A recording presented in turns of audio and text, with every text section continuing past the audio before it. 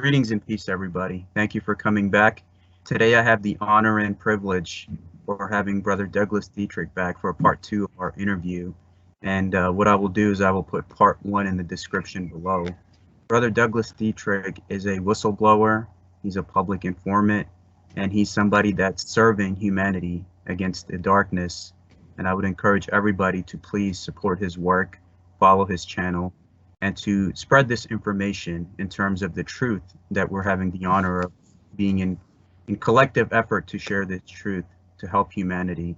Since the last time I spoke to Brother Douglas Dietrich, he's also become a published author, and I would like to share both of his books for anybody that's looking into the truth. So the first book is Vampirology, which is the vampire research paper, and this you could get on Amazon and in the aspect of ebook and paperback format. And this is important because all of this misinformation that we see against the vampire subspecies in movies and video games, it's important you get the truth right from the source.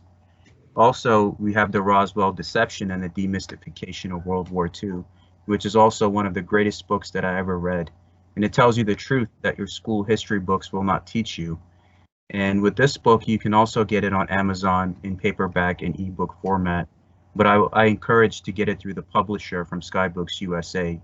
And I will share the links for the books, the part 1 of the interview, and also Brother Douglas Dietrich's channel, so you can go and subscribe and get all of his daily transmissions, which appear on Wednesdays and Sundays, 5 p.m. Pacific time and 8 p.m. Eastern time. So the purpose of myself having Brother Douglas Dietrich have back on for part 2 is to talk about H.P. Lovecraft. H.P. Lovecraft's hidden Islamic background is not talked about too much often due to the bias that a lot of his biographers have towards him, especially in the West. So the purpose of me having Brother Douglas is to not only promote his message, but also promote this aspect of H.P. Lovecraft's true history. And I thank Brother Douglas from the bottom of my heart, because there's nobody that I've seen here in the West defend the true Islam like my brother does. And with that, I'll hand it over to him. I thank you for being here.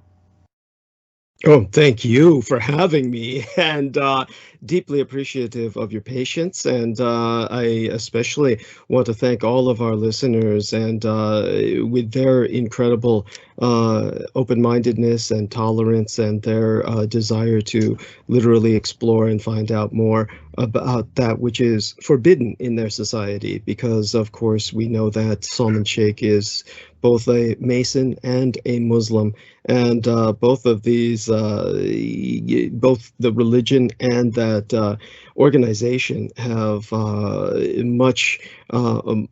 much maligned in the postmodern world, and have been for quite some time. And there is a long history, of course, of hostilities between Christendom and Dwar al-Islam, the land of submission, or the land of the Muslim faith. And of course, between the Bavarian Illuminati and the Masons, which have come to dominate in the English Commonwealth and the New World. So you have these ongoing hostilities, and Salman Sheikh and I are overcoming a lot of those on a personal level. So we hope that many people follow our example at the social level. Right now, of course, what I'm doing is setting that context, simply to buy myself some time, which I'm going to have our friend Salman help us with, just to oxygenate and caffeinate a little bit more.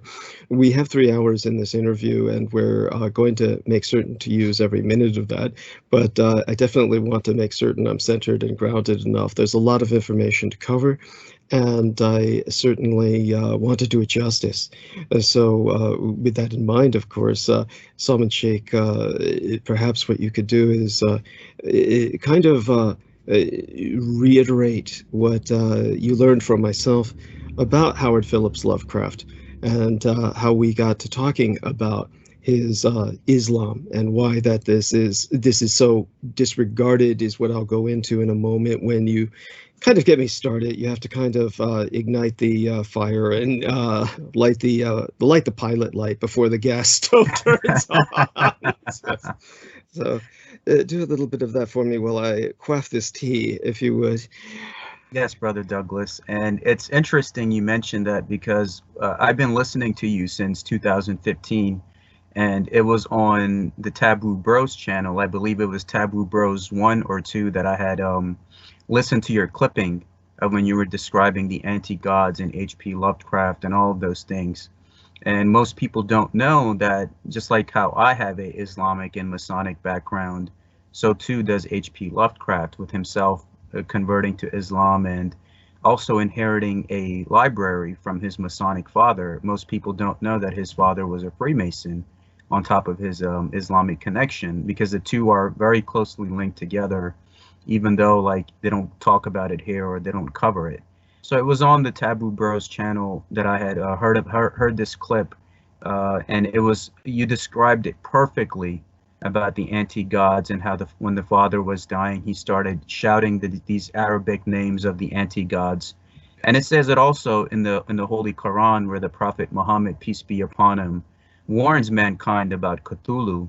So in Arabic, he's called Al-Cthulhu, like the deceiver and the forsaker. And he tells everyone, like the followers, he warns them of the anti-gods that, O mankind, beware of Al-Cthulhu, the deserter, the forsaker, or the deceiver, or it depends on the interpretation of the translation that's being occurred.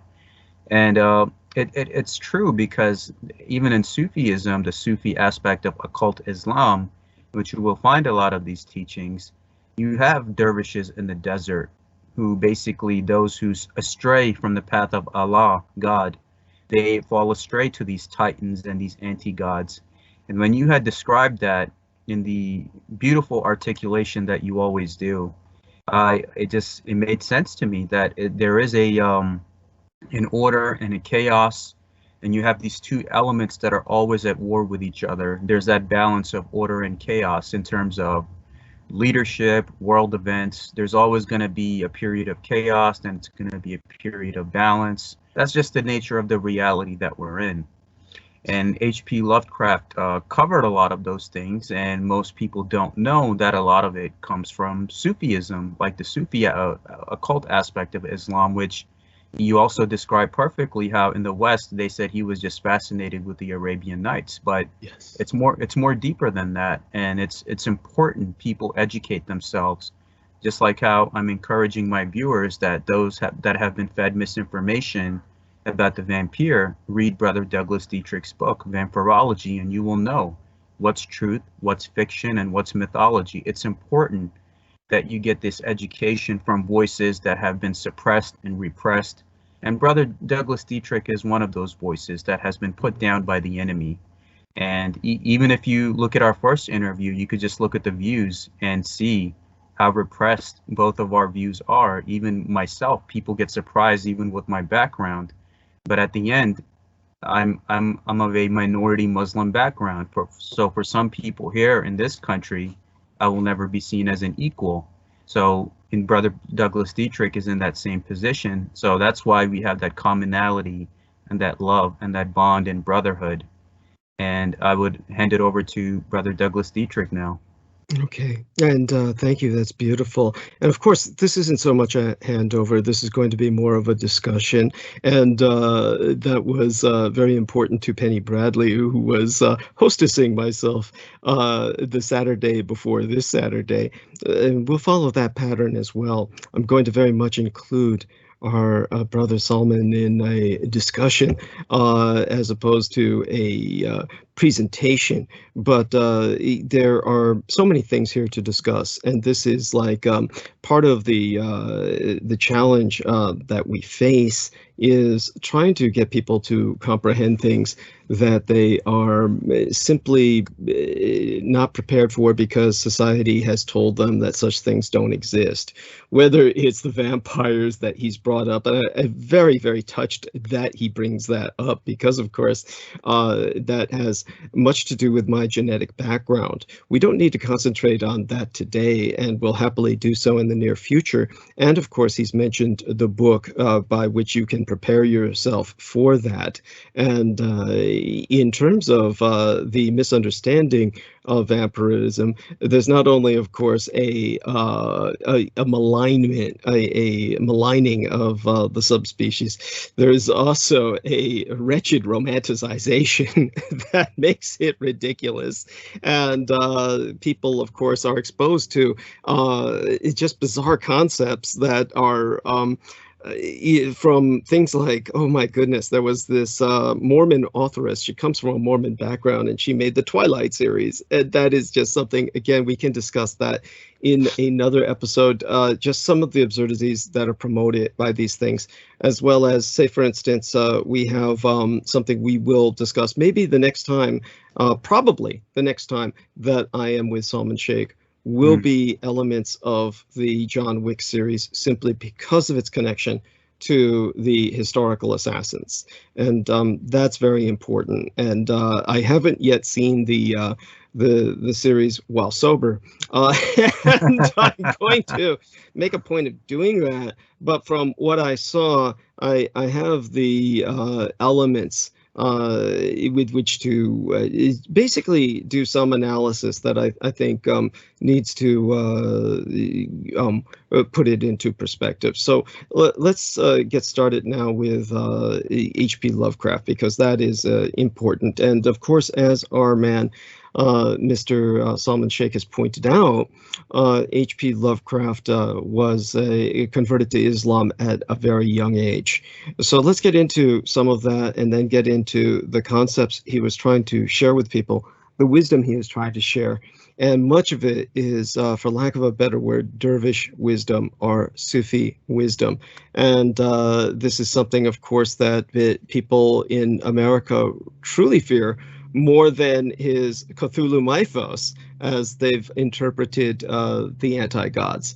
And indeed, the antithesis to what Lovecraft, and in this case, Harry Houdini, which is a stage name, this is what they were trying to prevent, is exactly what is happening, which is more and more of a worship of the anti-gods.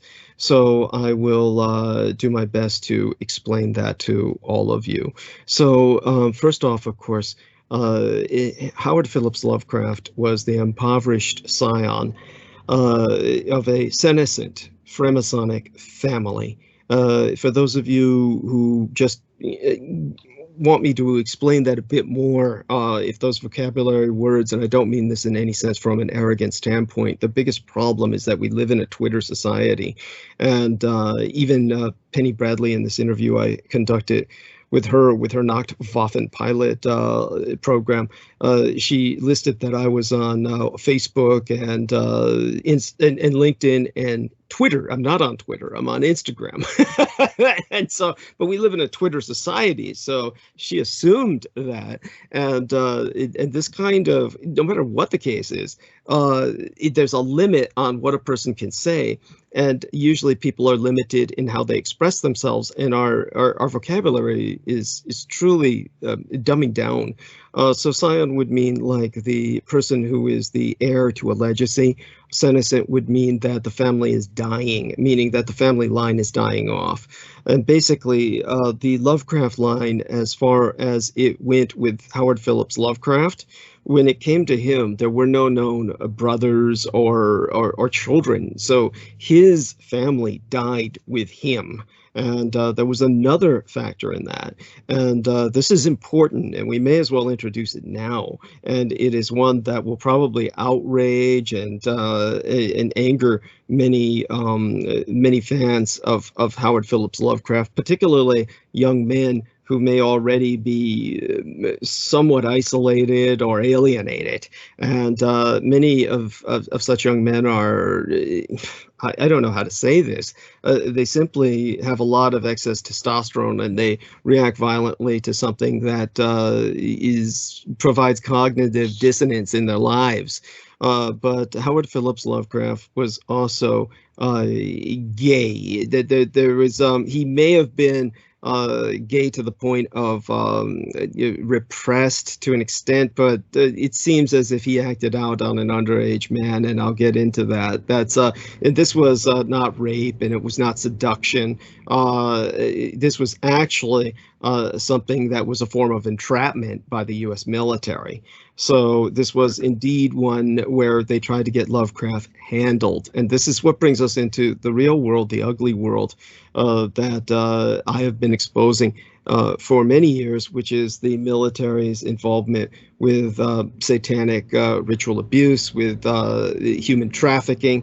And this has been going on forever, even though I was working with Michael Aquino simply under protest as a civilian. At the time, I worked as a librarian with the Department of Defense, which is outlined in our episode preceding this episode. And actually, we're going to have probably more regular episodes, maybe once a month or once every 2 months now that things are smoother running with the Skype that Salman is using, even though it didn't run too smoothly in the sense that I can't see his image on my side. Hopefully it will be recording and you'll be seeing this. And so when it comes to all of this, this is prep. I'm waking myself up. I'm quaffing tea right now to get a little bit more caffeinated. Then once I get started, I suck all the oxygen out of the room. Salman knows this. And but in the meantime, hopefully that gives people a little bit of what should be shocking. One of the things that I'll look up right now, I believe it was Frank Belknap Long who wrote about H.P. Lovecraft, and that was an example of a book that drew ire. And I think it was Dreamer of the Night Side. Dreamer on the Night Side was the title of his book, which was an autobiography. No, excuse me, a biography on Howard Phillips Lovecraft. And I think that it earned him quite a bit of, for lack of a better word, a lot of threats. And so I hope I've got that right. But when he wrote that book, he basically was very Freudian about his analysis of H.P. Lovecraft, even though he was a friend. And let me see if I can find the author of Dreamer on the Night Side. And that will give us an example of what we might be in for, because back in his day, we didn't have the internet, and the people were still responding with letter bombs. So yes, it was Frank Belknap Long. The book was Dreamer on the Night Side, and he analyzed Lovecraft from a Freudian perspective and just presented him as gynophobic, somebody who feared females and the feminine anatomy. And it basically said, not so much that he was gay, but basically presented him as a mama's boy. And that was enough to draw the ire of many Lovecraft fans. And Lovecraft has always been appealing to alienated or estranged or, quite frankly, disturbed youth. And so as a result, what we're saying today might result in certain reactions. But of course, this is what we deal with. We deal with this kind of, for lack of a better word, threat. So just so that people understand how brilliant Lovecraft was and how out of this world he was a prodigy who learned to read at 4 years of age. And he maintained this pace as an omnivorous reader through the time of his termination, meaning his assassination, via the artificial introduction of intestinal carcinoma, intestinal cancer, at a time when such condition was exceptional enough to rate medical casebook documentation. And and I'll get more into that, of course, so that people can have a context for what I'm saying there. And bear in mind, I was dealing with many military documents on this individual that have never been released to the public. But by circumstantial evidence, people will be able to find out the majority of what I say is true. All of it is true, but they'll be able to find evidence for the majority of what I say quite easily. And the circumstantial evidences will simply draw it all together into the reality that it is. But when he was a young man, he started writing the astronomy column for the Providence Tribune at the age of 16. And this was after converting to Al-Islam. So he did this at a time when he was in dire need of faith. And his father, of course, was dying and leaving him nothing, leaving him completely destitute in the sense of any liquid assets.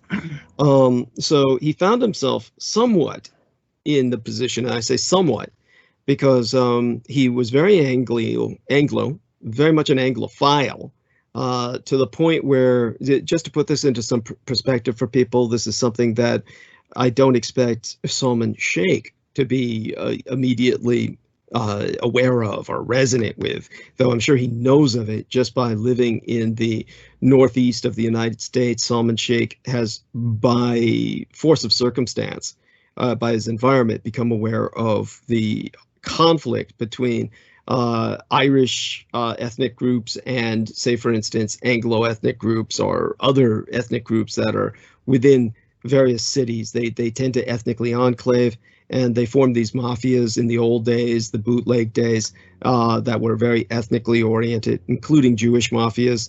And then you would have this kind of, they all look white to any foreigner who comes from Asia, for the most part, and the foreigner from Asia, and I include myself in that as well as Salman. But anyone from Asia or Africa would look at these guys and wonder what they were all fighting over. But to these white people among themselves, there are tremendous differences in history, feelings of persecution on the part of the Irish by the Anglian population, and of course the Anglo population considered itself above all the gang warfare because they were wealthy enough, having came to America first, quote unquote, the first white wave. They stole enough property from the Native Americans, stole enough land where they made themselves generally wealthy enough to be above the people who were fighting for scraps in the cities later, the Irish and the Italians, etc. So the Anglos believed themselves intrinsically superior race, and H.P. Lovecraft inherited that. He inherited that, and so you had that combined with the fact that, like many people in England who are asset rich but cash poor, what the nobility does in England to handle that is they marry some rich white American woman as soon as they can. So you get these English lords or nobles and they inherit, if not castles, some do inherit castles, but others inherit estates. Then what happens is they have sometimes even serving staff. All of this needs to be maintained or let go, and they really have a choice of just selling their assets and being left with some liquid cash on hand, and other than that, absolutely nothing.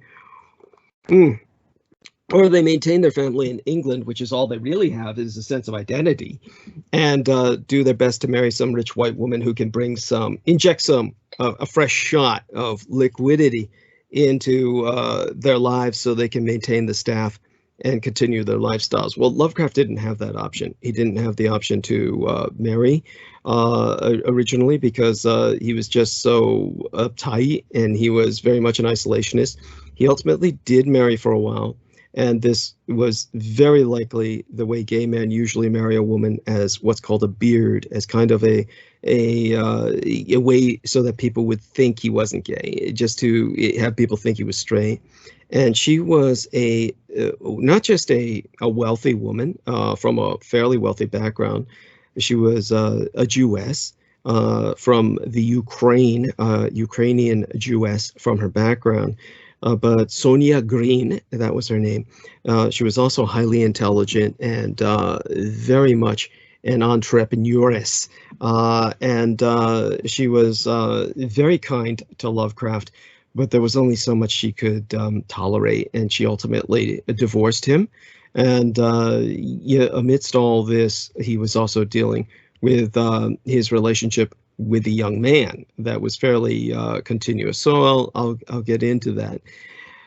So basically, one of the most important things to remember is that while he was destitute all of his life and dealing with these challenges, even though Sonia Green knew that someday he would be a success, and even told people when she was selling some of his items, some of his belongings while he was alive, that she had possession of, because as a divorcee, she had half the estate, what there was of it.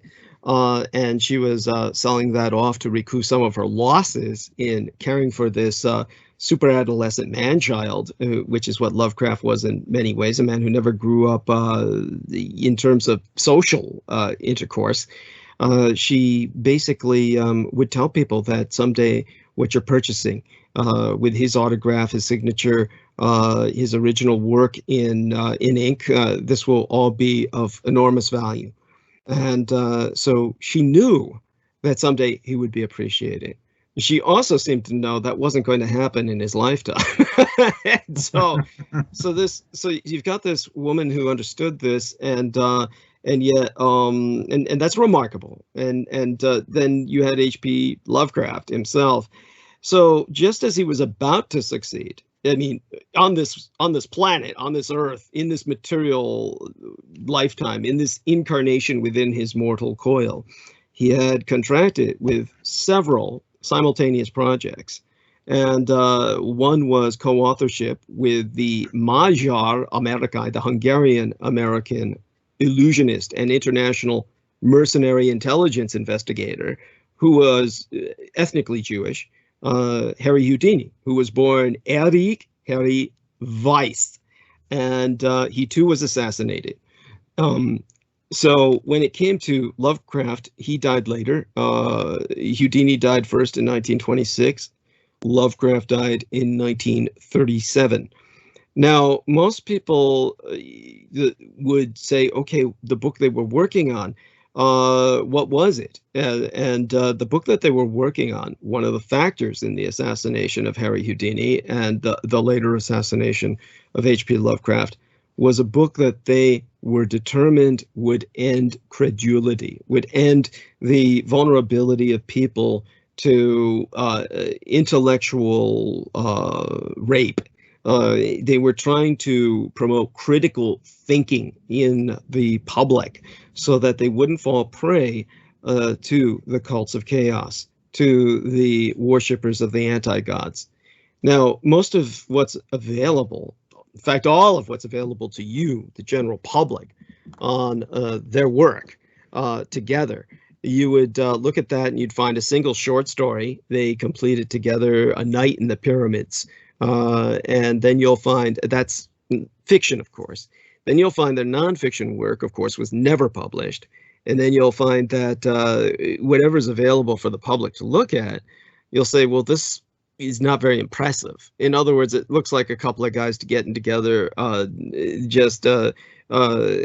basically commiserating on how stupid the general public is and how they're falling prey to things like the early version of what would be considered a threat on par with what many people considered ultimately Scientology to be, basically the spiritualists of the day, and how these people were convincing people that they were talking to their dead relatives, etc. But went well beyond that, and they were talking about many other things that people would enjoy believing in. And bear in mind, this was prior what we know of as quote-unquote ufology. This was prior to what emerged as ufology. But this was basically what they were just beginning to attack. And so New Age cults. And basically that was when Harry Houdini was killed. And at that point, the rest of their work remained hidden. It was ultimately sold by a individual who was just wretched. His name was August Derleth. And he wound up, and I'll explain this, he wound up basically stealing all of Lovecraft's estate. And he wound up selling much to people like Michael Aquino, and not Aquino personally, but yeah, ultimately he did. It was to Aquino personally, although much of it was acquired by the man who was the Satanist in the U.S. Army that helped pave the way for Michael Aquino. I was explaining with Peter Moon on my own program just the other night, Wednesday night, how one of these men was General Leslie Groves, but there's another one I will bring up. And so that aspect of their work I was exposed to, but it's now part of the Aquino estate, and that means it's in the hands of Lilith Aquino, who I am certain will never release it, and it will instead go to other members of the cult like Peter Levinda or Don Webb. And Don Webb, of course, is a high-ranking member of the Temple of Seth. For the longest period of time, it looked as if he were the heir apparent to the Temple of Seth. And he was writing a fiction novel first with Michael Hemmingson, who was a co-host of mine on the Revolution radio station that I worked with for, maybe half a decade or more. And Michael Hemmingson had his own show called The Art of Dreaming. And Michael Hemmingson was very eclectic and very eccentric, and he was bisexual. And by the way, for anybody who trips off these expositions, this isn't a slander or a defamation. He was simply, that's what he was. He was bisexual. And he had his own controversies, but he was someone I considered a friend for a long period of time, and I thought he was doing good work. He then began to get involved with the Temple of Seth, the Satanic Church of Michael Aquino, and with Don Webb. And like Harry Houdini and Howard Phillips Lovecraft, they started by writing a fiction work first. That got published, and somehow the nonfiction work never got published. So he was supposed to be writing a book on the Temple of Seth with Don Webb as the co-author. And he, during the period of time, they had gotten a fiction book out, some kind of occult Western.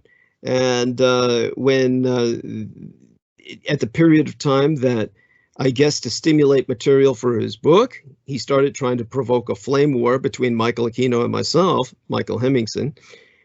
Then he wound up being murdered. Of course, they said that this was a death by an accident where he fell down several flights of stairs, because, as you know, that's how physics works, right? You fall down one flight of stairs and you just can't stop. It's like eating potato chips or peanuts. You just keep going, right? Down another flight and another flight of that, because your body just keeps turning automatically, reflexively, twitching like a frog.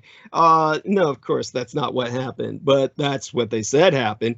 And, of course, he was battered and bruised and, broken bones poking out through various bits of tattered flesh, when it's bad enough where he could not be presented or displayed at the funeral when his body was shipped back out from Mexico, back north of the border to the United States, where his family took him and buried him.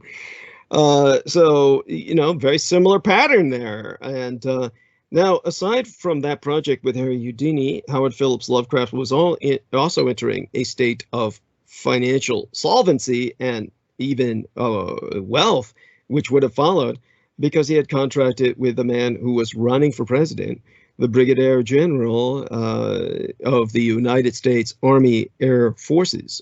That was, of course, before there was an Air Force. The United States Army's aerial wing. Brigadier General thereof, Charles Augustus Slim Lindbergh, alias the Lone Eagle, also known as Lucky Lindy, the U.S. Congressional Medal of Honor winner, and a Distinguished Flying Cross recipient.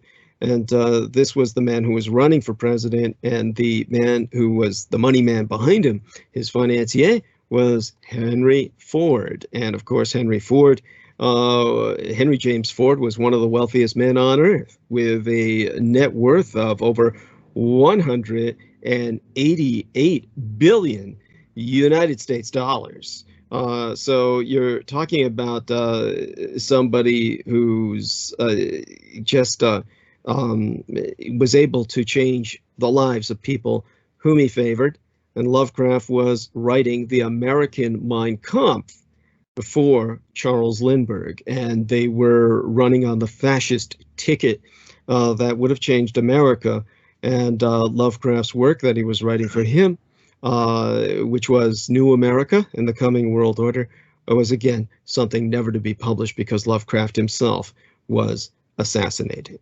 Now, for those of you who want to know the roots of Lovecraft's affiliation with the Nazis, the only work ever to be published as a book during his own lifetime was The Shadow over Innsmouth, which was writ in novella format and published circa 1936 by Visionary Publishing Company.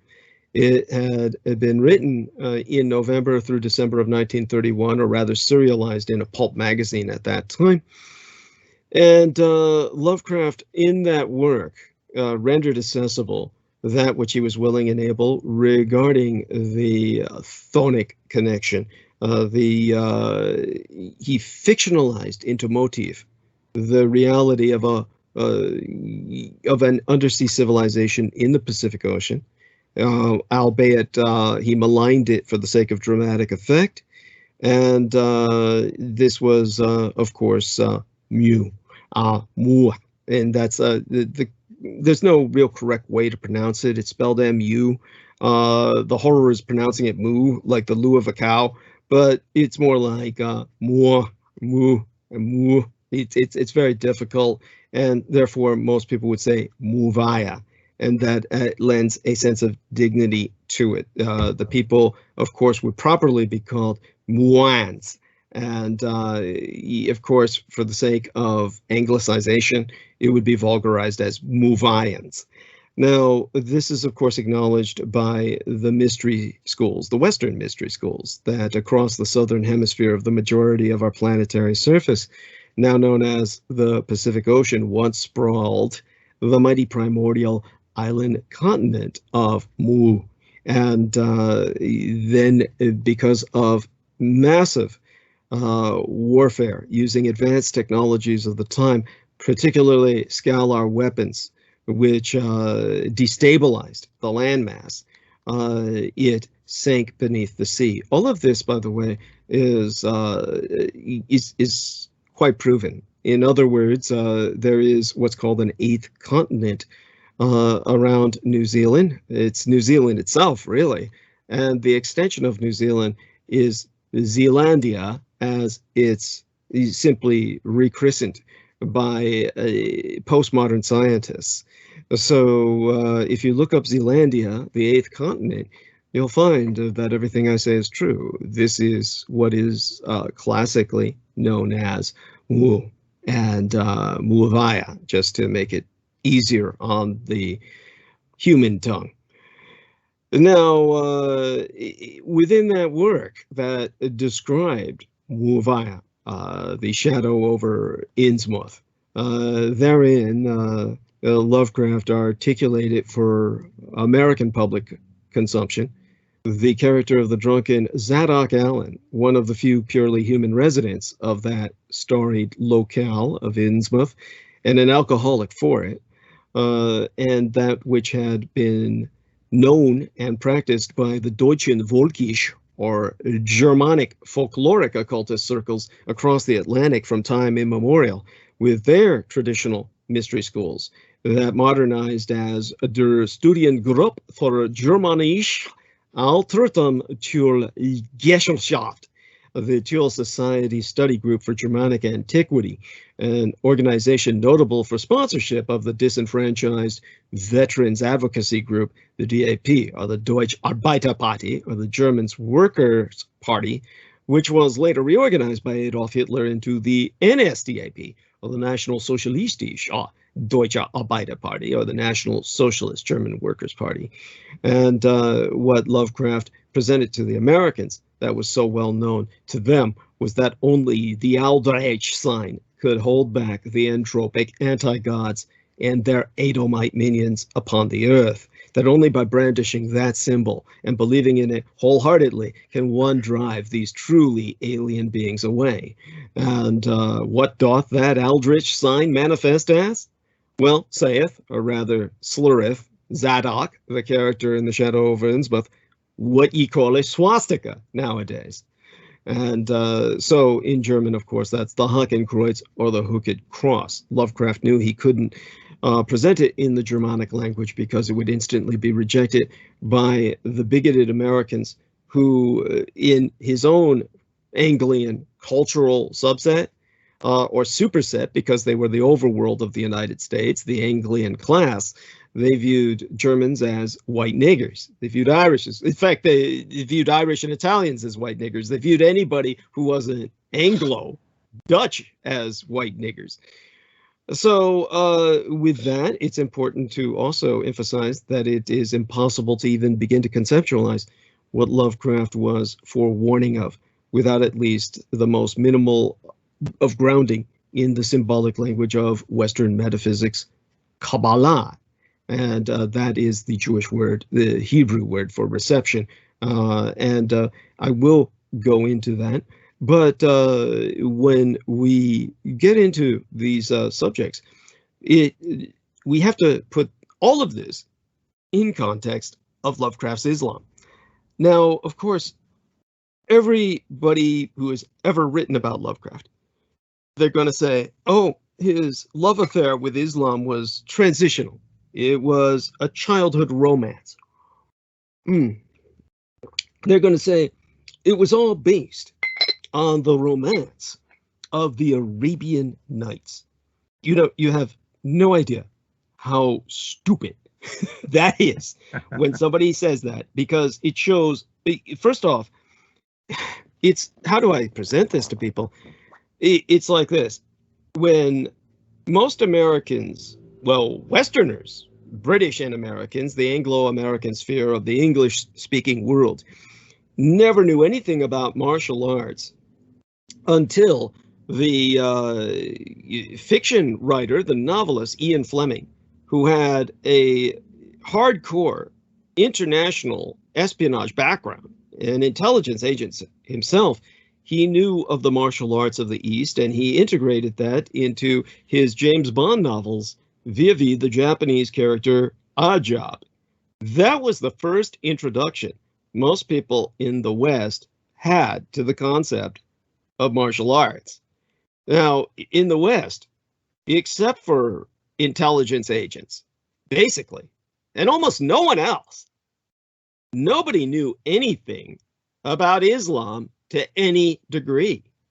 Honestly, unless you were involved with the colonial office of the British Empire, most people knew nothing of Islam other than the Arabian Nights. So to say that this was some childhood romance is preposterous, because all of the most intelligent academics were working with the Arabian Nights as basically their only understanding of the Islamic world. And basically, it's only been recently in history that people have begun to try to standardize Latinization of the Arabic language in which the Arabian Nights was writ. And so that people know this, and I'm sure most of you have probably assumed this, the Arabian language has its own alphabet and style of writing that runs from right to left, like Chinese or Japanese. And it is nowadays used for other languages as well, such as the African language of Swahili uses the Arabic alphabet, just as the Mongolians, or rather that's a Western vulgarization. If you met a person from Mongolia, they would be insulted if you were to use that term. They would infinitely prefer you call them Mongol. And the Mongols had no alphabet, and therefore they took on the Cyrillic alphabet of the Russians when the Russians invaded. So too with the Africans of the eastern coast, and their lingua franca of many nations is Swahili. They established an alphabet based on the Arabic. And because there was never an official system of transcription from Arabic into Latin letters, early European writers used ad hoc conversions, which have today been replaced by much more accurate systems, but not before a number of mistakes became universal in the Western mind. It's the same way with Chinese. Originally, the British, who, when they speak of Elder India and they colonized the South Asian continent of India, they speak only of that India which was open to them first, which was in the south. The real older India historically is northern Aryan India, but the British approached from the much more black, literally black, Dravidian south. And to them, that's Elder India. It's old to them. It's their first conquest.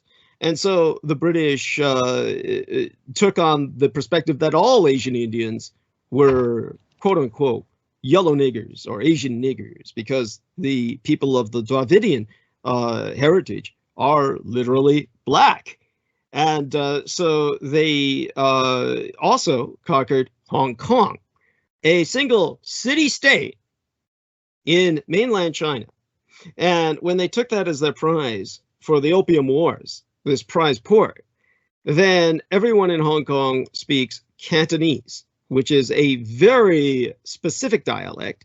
And the Cantonese is used by the merchantmen, the tradesmen of China.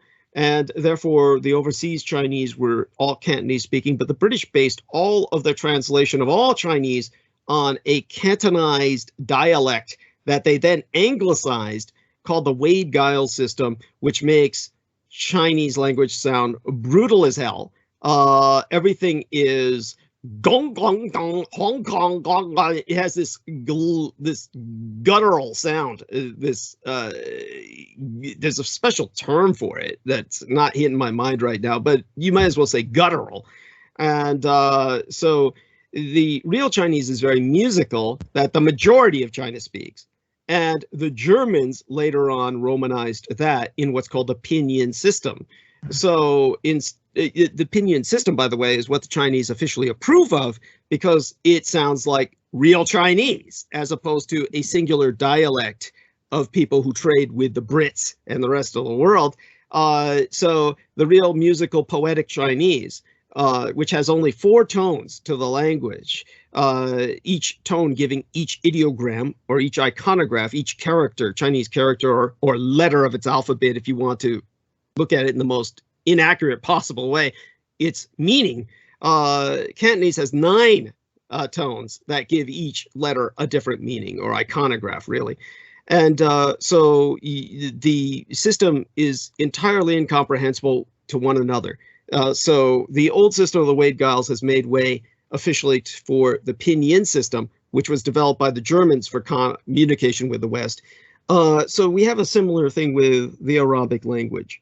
So the woman who gifted us, legendarily, the Arabian Nights, is remembered in the West as Scheherazade. And Scheherazade, her real name would be Shahrazad. And as for Shahrazad being even more accurate, the Shahrazad is the Shahrazad. That would be the more poetic Arabic pronunciation of her name. This is something that Lovecraft would ascertain on his own by learning the Arabic language. He would learn that it wasn't just Saladin, which is a vulgarization, but Salah al-Din, that it wasn't just Quran, but Quran. And so with this knowledge, he gained a deeper insight into the culture that produced the Arabian Nights than any of the academia of his day, because he was bothering to learn the language. This is where he derived his understanding of so many of these names, and began to comprehend the names that his father was shouting as his father was dying of tertiary syphilis.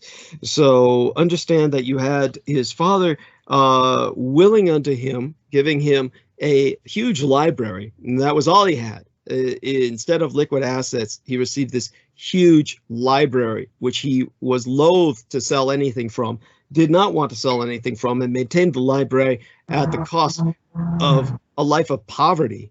And within this library were many Freemasonic texts, including occult lore. And his father made a living as a traveling salesman. And as a traveling salesman, his father had sex with many women who were obviously these were all extramarital affairs.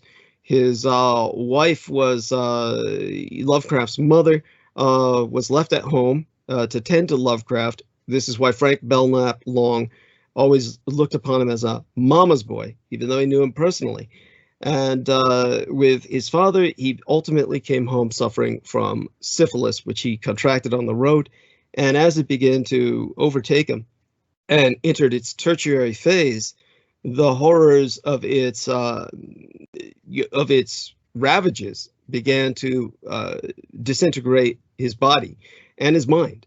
If you've ever looked up the effects of tertiary stage syphilis, they are horrific. Of course, these are always shown to people who join the military as a warning not to have unprotected sex, because that's what destroys many militaries, is how many men in the field become incapacitated through just basically rape.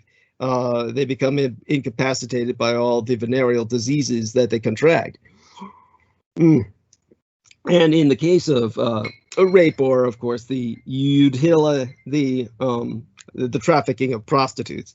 And so in order to warn them away from this, to scare them straight, they're often shown pictures of what can happen when you suffer from tertiary syphilis. Well, this is what began to happen to Lovecraft's father: his nose, his lips melting off, falling off, and ultimately his degeneracy of his mind as he began to scream out throughout the night, Cthulhu, Yog Sothoth, Shub Niggurath, all of which seemed like meaningless gibberish, until Lovecraft discovered many of these entities within the occult grimoires of his father. One of these was the works of John Dee, and in which the demons are outlined. And it's somewhat similar to the goetic demons, but if one takes a look at the works of John Dee, there is a mention of Cthulhu therein. But Lovecraft knew that that derived from the Arab world, from the Arab-speaking Muslim world, far more so than something John Dee was able to ascertain through a Enochian conversation with angels. So when it comes to why I'm pointing all of this out, especially about the Pacific and Muvaya, what is real and based in East Asian culture and their spectrum of inheritance, particularly the Japanese, from the civilization that sank beneath the waves of Muvaya, and what came from the Islamic world. This is what the West, having been introduced to H.P. Lovecraft, has stolen and westernized as a cult of alien gods. This has always and ever been the objective of the cult of the kings of Edom, and that was the ancient days of the anti-god worshippers. Since that time, the ultimate objective was to mainline the religion, mainstream it, normalize it. And this is what's been done with August Derleth's exploitation of H.P. Lovecraft after his death. So let's get to how this happened by its conniving, the conspiracy of the United States military.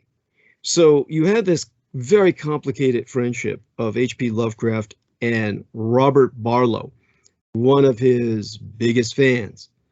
And it was on June 18th of 1931 that a young man named Robert Barlow mailed a letter to Howard Phillips Lovecraft. And of course, he had been reading his stories about monstrous beings from beyond the stars. And this was all through the pulp magazine Weird Tales, which was Lovecraft's regular contractor at the time.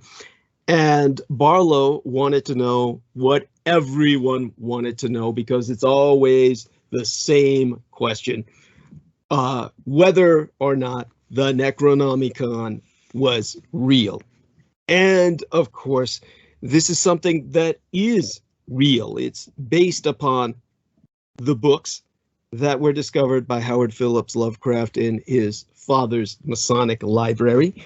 And what he did was he synthesized, or rather amalgamated, the concepts that were contained in several grimoires to basically create the concept of the Necronomicon that appeared in his stories. So Lovecraft wrote him back, because he wrote back to nearly everyone who bothered to write to him. He wrote more than 50,000 letters in his relatively short lifetime when he was killed at the age of 46.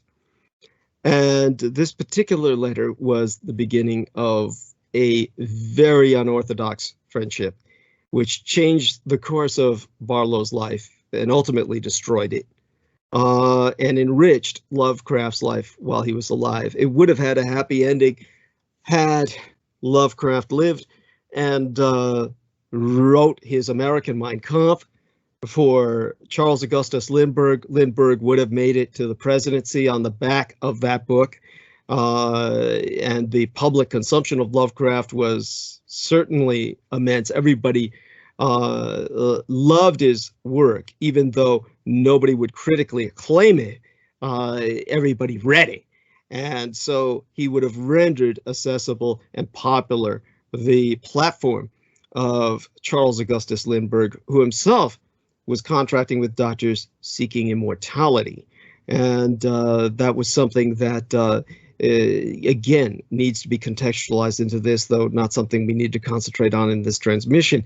But this is the level of people that we're dealing with. And when it comes to Howard Phillips Lovecraft, you know, if only he had lived and that book had been published, and Charles Augustus Lindbergh wrote on the back of it to the presidency, our world would be completely different today. And he would have coupled with Robert Barlow, and they would be completely different in terms of their fates. And all of this needs to be compared to what I was talking about with Salman Sheikh on one of my recent transmissions. And we were laughing at the stupidity of Americans in terms of their trying to malign Adolf Hitler. And one of the ways that they malign him is they try to put him into the perspective of anything that's negative in America or feared in America. They will automatically couple the Nazis with it. And this shows a complete and total ignorance of reality and the complexities of cultures and empires. And obviously, any culture and any empire is going to be complex and not black and white. But the American mind is infantile because, unlike German culture or any other culture on earth outside of America, it's not thousands of years old. It's only hundreds of years old. It's a completely artificial construct. It is an anti-culture. So what they do is they take complex aspects of cultures that have been around for thousands of years and presume the most negative thing they can say about them, and therefore enable themselves to hate that culture and ultimately kill as many of its people as possible in war, which is what Americans engage in, war all over the world. And at this point in history, they want to kill as many Muslims as possible. As a matter of fact, Salman Sheikh, I'd like your input on what you felt when I was reading from a man who was writing a kind of speculative field manual for the future of the Marine Corps as a space force, and what he was projecting as a war of desperation in which all the population of Dwar al-Islam, or the Islamic world, was annihilated with over 1 billion people exterminated. You've heard my relate that, I'm sure, and please relate to us what you remember of what I said, if you would. Yes, Brother Douglas, and it's very important to emphasize what you're saying is the aspect of a genocidal culture based on bias, hatred, ignorance, and that's very important that even with H.P. Lovecraft, him being surrounded by his father, who was a Mason, Harry Houdini was a Mason, so he also had this Islamo-Masonic influence around him, which is important, and why there's a hatred towards Germans, towards Muslims, anything that people don't understand. It's like what you say with Adolf Hitler. Like there's pictures of him with the Grand Mufti of Jerusalem, and they say he's a Muslim and all of this stuff that they try to tie in together just to bash Islam and to make the Muslims look bad per se. And it's what's going on with what you reiterated on your last transmission, that they want this futuristic society where all of the Islam or Muslims are eliminated. And it just goes to show that even what kind of world I grew up in the post 9/11 world, which I have nephews that are about to enter into the high school, college phase, and I advise them too, that you have to stay focused on the mission. There are going to be people who don't accept you as real Americans, even though you were born and raised here, even myself being raised here, but there are still people who look at me as an outsider. They look at me as a threat. They watch me with an suspicious eye, even though my record is clean as a whistle. It's just unfortunate, like you said, you have this anti-culture that's only been around for a few hundred years, and they're contesting against cultures and ideologies and peoples that have been there since day one for thousands upon thousands of years. And it's important that we combat this ignorance. So the past 20 years, they were telling people to hate Muslims in this country. Now there's an anti-Asian sentiment. And I'm part of that, because not only am I a Muslim, but I'm also an Asian. And majority of the world's Muslim population is not Arab, it's Asian. So not only they're basically promoting genocide against the Islamic faith, this also ties in with the anti-Asian hatred that's on the rise, because majority of the Muslims are in the part of Asia, like you pointed out. If you draw a circle around China, Indonesia, and like that part of Southeast Asia, that's the majority of the world's population. And they're promoting genocide not only against Islam, but against Asians. And that's why I work and deal with a lot of people who are from the Philadelphia Chinatown community and my local community here with Asian neighbors. And I encourage them to speak out against hatred. Watch for your elders when they're going outside and going to shopping, because it's, these people are cowards. They will always attack a Muslim woman who's walking by herself, try to rip her hijab off, or trying to attack elderly Chinese or other elderly Asians that are walking around trying to exercise in the morning or doing what they're doing. It's unfortunate, Brother Douglas, that we're living in such an ignorant society. And myself here in the city of Philadelphia, which has been one of the most dangerous cities in the last 2 years, even outlasting New York and Chicago, because these agents of chaos, like you said, they've been busy. They want to see hatred against the Asians, against the Chinese, against the Muslims. And majority of the people that are in this country have been here since their childhood. They have nothing to do with those places. They're here trying to survive just like you, take care of themselves, live to see another day, pay their bills, take care of their families. They have nothing against anybody. But unfortunately, like you said, with the agents of chaos and what they're promoting in terms of a genocidal future, you have these people that are ignorant. They are ignorant. And, as much as I try to stay positive and fight for humanity's future, there is a truth, Brother Douglas, that 85%, when the time comes, they will not make it because they don't have a pure heart, mind, and spirit. Those that do have a pure heart, mind, and spirit, they will see a world which is equal, which is even foretold in Native American prophecies, that there will be a world where it doesn't matter if you're a king, queen, president. No one is above or beneath one another. Everyone has an equal right to this earth. All beings and species of this world, which is the Sufi point of view. Because in Sufism, they teach you that Allah is the only reality. Everything is one. One of the 99 names of Allah being Al-Ahad. And in that Al-Ahad is the world, Mother Earth herself, nature, the trees, the environment, humanity, all of the species and subspecies, the jinns, unseen and seen forces, inner and exterior of the earth. Everything is part of that one reality. And that's why in Islam, when somebody dies, they say, to Allah we belong and to him we shall return. Because that is the only truth. Everything else is an illusion and vanity. And you have it today, you don't have it tomorrow. And that's what I tell people, that if you go to sleep and you don't wake up and you have to face God, the only thing that will matter is what good did you do for yourself and other people. And that's why I cannot stress this enough for the people who are going to be listening to this, that you have to support Brother Douglas Dietrich, because in this war against the darkness and the agents of chaos, he is our Vulcan interventionist against these forces. So I encourage you to please listen to what he's saying and apply that advice, even on his transmissions, his books, and everything. Like you said, that it always does stir people up. They need to have an open mind and heart. It's like one of the commentators on your channel, he always says that this is always going to stir up the nest of the Cthulhuoids. Yes. So this is important. It does stir them up. So you have to listen to Brother Douglas Dietrich with an open mind, and including what I'm saying, that anywhere where you see hatred and division, even if it's promoted by so-called gurus and spiritual leaders and religious leaders, just know that that is not of God, Allah, or Jesus, or whatever how you perceive that divinity in your own way, because it's all one at the end anyway. So you have to realize that any leader that's out there, even in the world of Islam or anywhere else, whoever is promoting division or hatred of any kind, just know that that is an agent of chaos. That is not an agent of God. That is not an agent of humanity or an agent of love. And that's important, what even H.P. Lovecraft was trying to, I guess, teach to the public, and they just didn't have that understanding. It's like what I do in the Masonic world.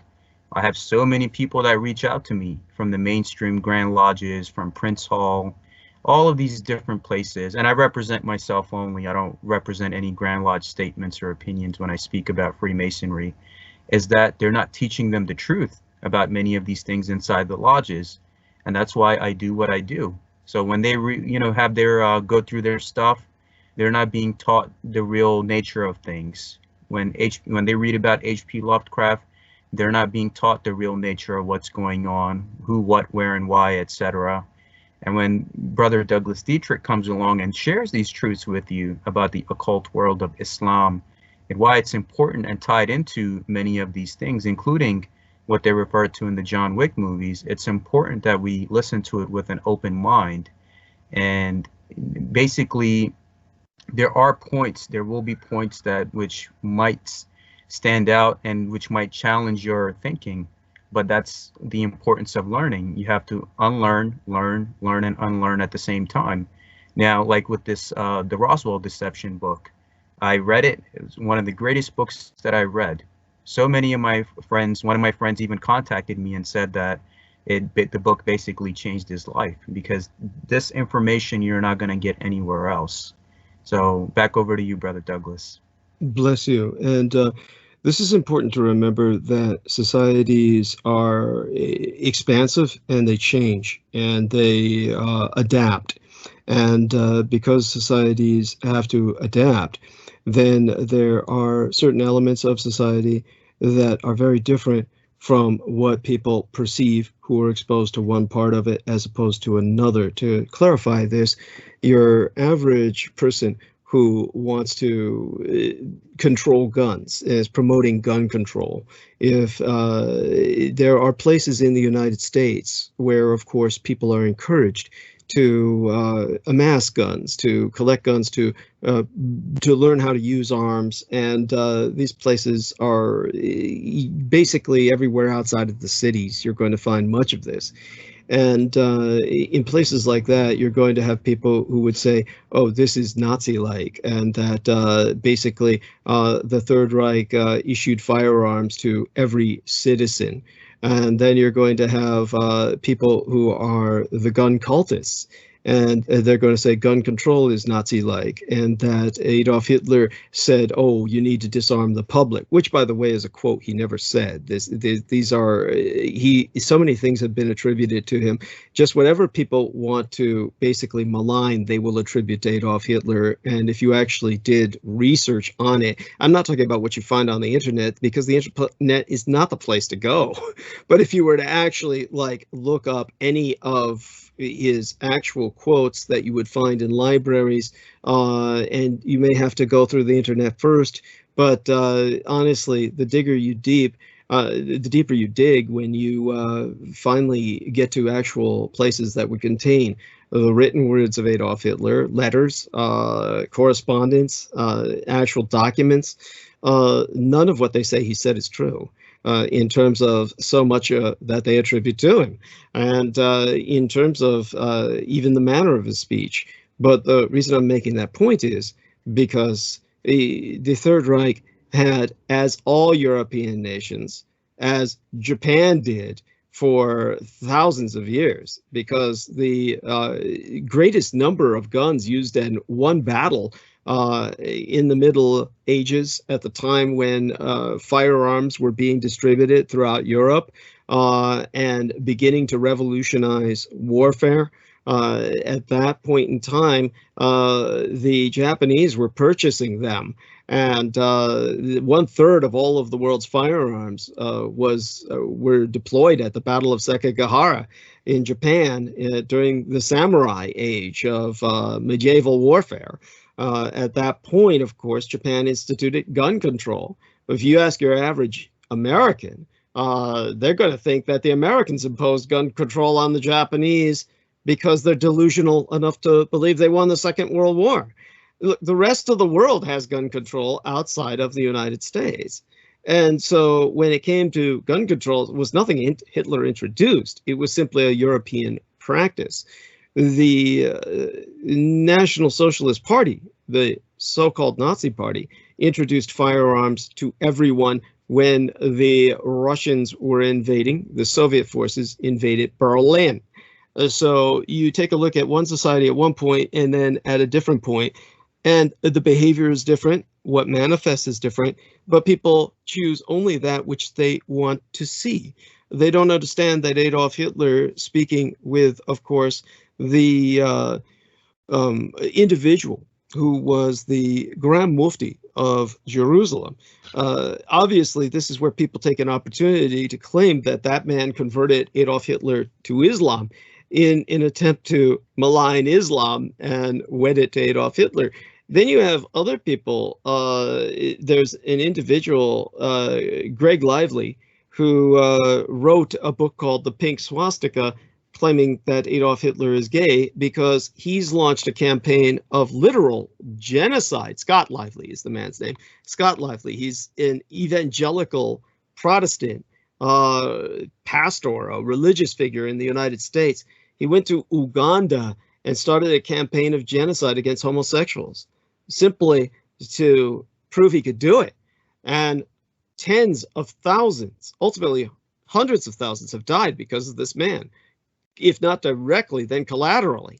And this is simply because he wanted to prove how much control he could have over quote unquote stupid, ignorant niggers and get them to kill each other. And he's a homophobe, and he has basically claimed that Adolf Hitler was gay. And so you have people claiming both, that Adolf Hitler was gay and a Muslim. Obviously, most people would look at this and laugh. These are generally, practically, fairly mutually contradictory positions for anyone to have, aside from the fact that Adolf Hitler had many children, which I've articulated in the past, and these are actually accessible historical facts, but nobody speaks of them. So he obviously was not gay.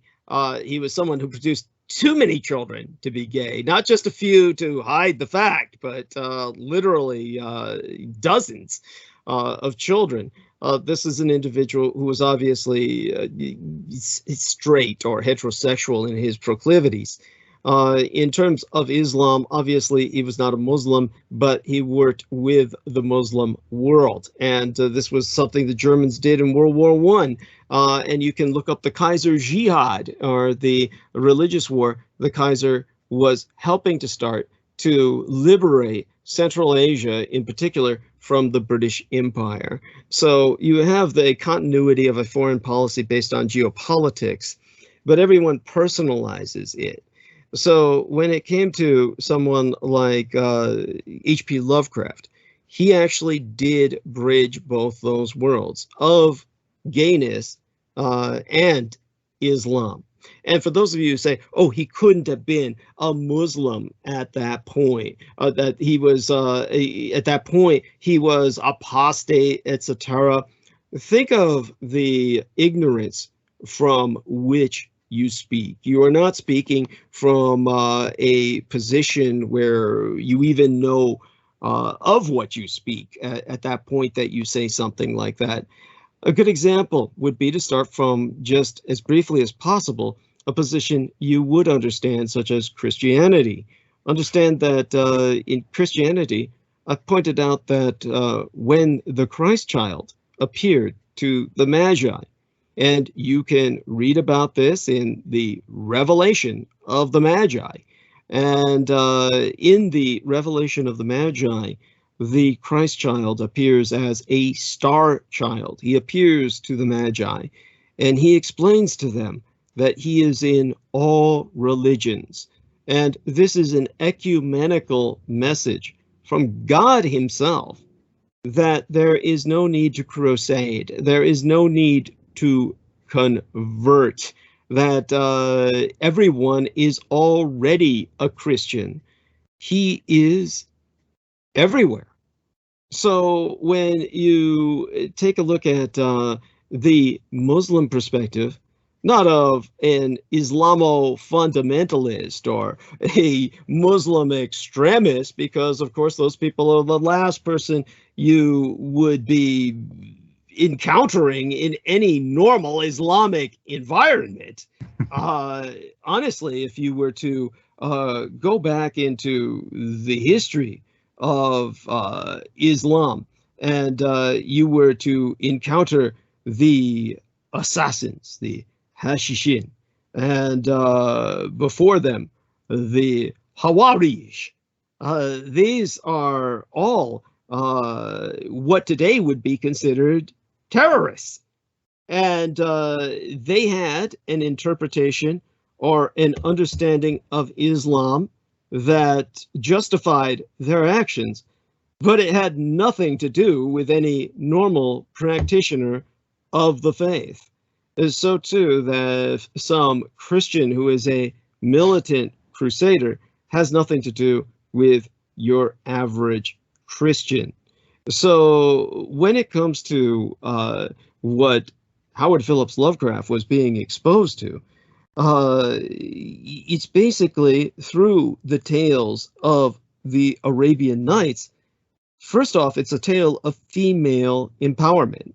It's a tale of Scheherazade, the vizier's daughter, who conspires, comes up with a plan to stop a mad king from gynocide, who is killing a woman every night.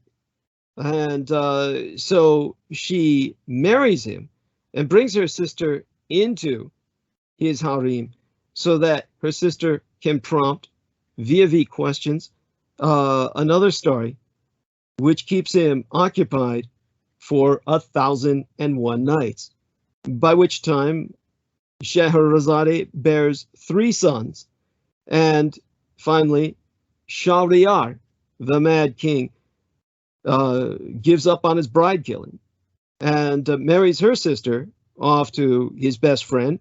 They all live happily ever after. But what these tales that she relates, they provide a moral framework, and that framework has evolved over the centuries. And of course, it has become rather modernized. It is a culture that is in change. And so when you take a look at the empowerment of women through this culture, understand that, for instance, celibacy is not a virtue in Islam. A good Muslim will usually be married and faithful, but the Christian ideal of celibacy is considered eccentric, even if some dervishes and other cultists try to surpass all worldly distractions in the course of purifying their spirits.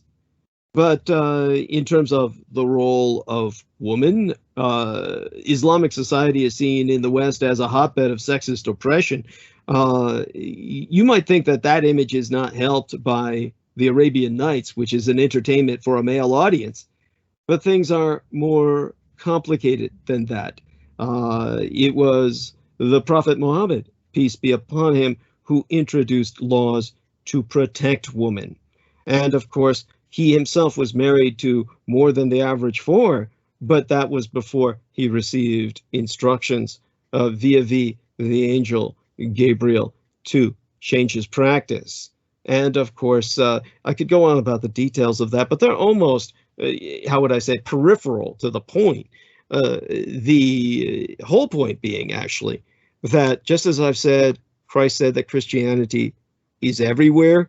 Honestly, if you were a true Muslim, you would understand that, not in the sense that Sinead O'Connor said it, because she's got this special case that I pointed out before with Salman Sheikh on my program, that when you have the case of Sinead O'Connor, she was so alienated, such a pariah, she decided to go all the way and then basically share her medical diagnosis where a doctor said she was mentally ill. She may not even be mentally ill, but a diagnosis was produced so that she would have a context in which her ripping up the picture of the Pope would then be excused or tolerated.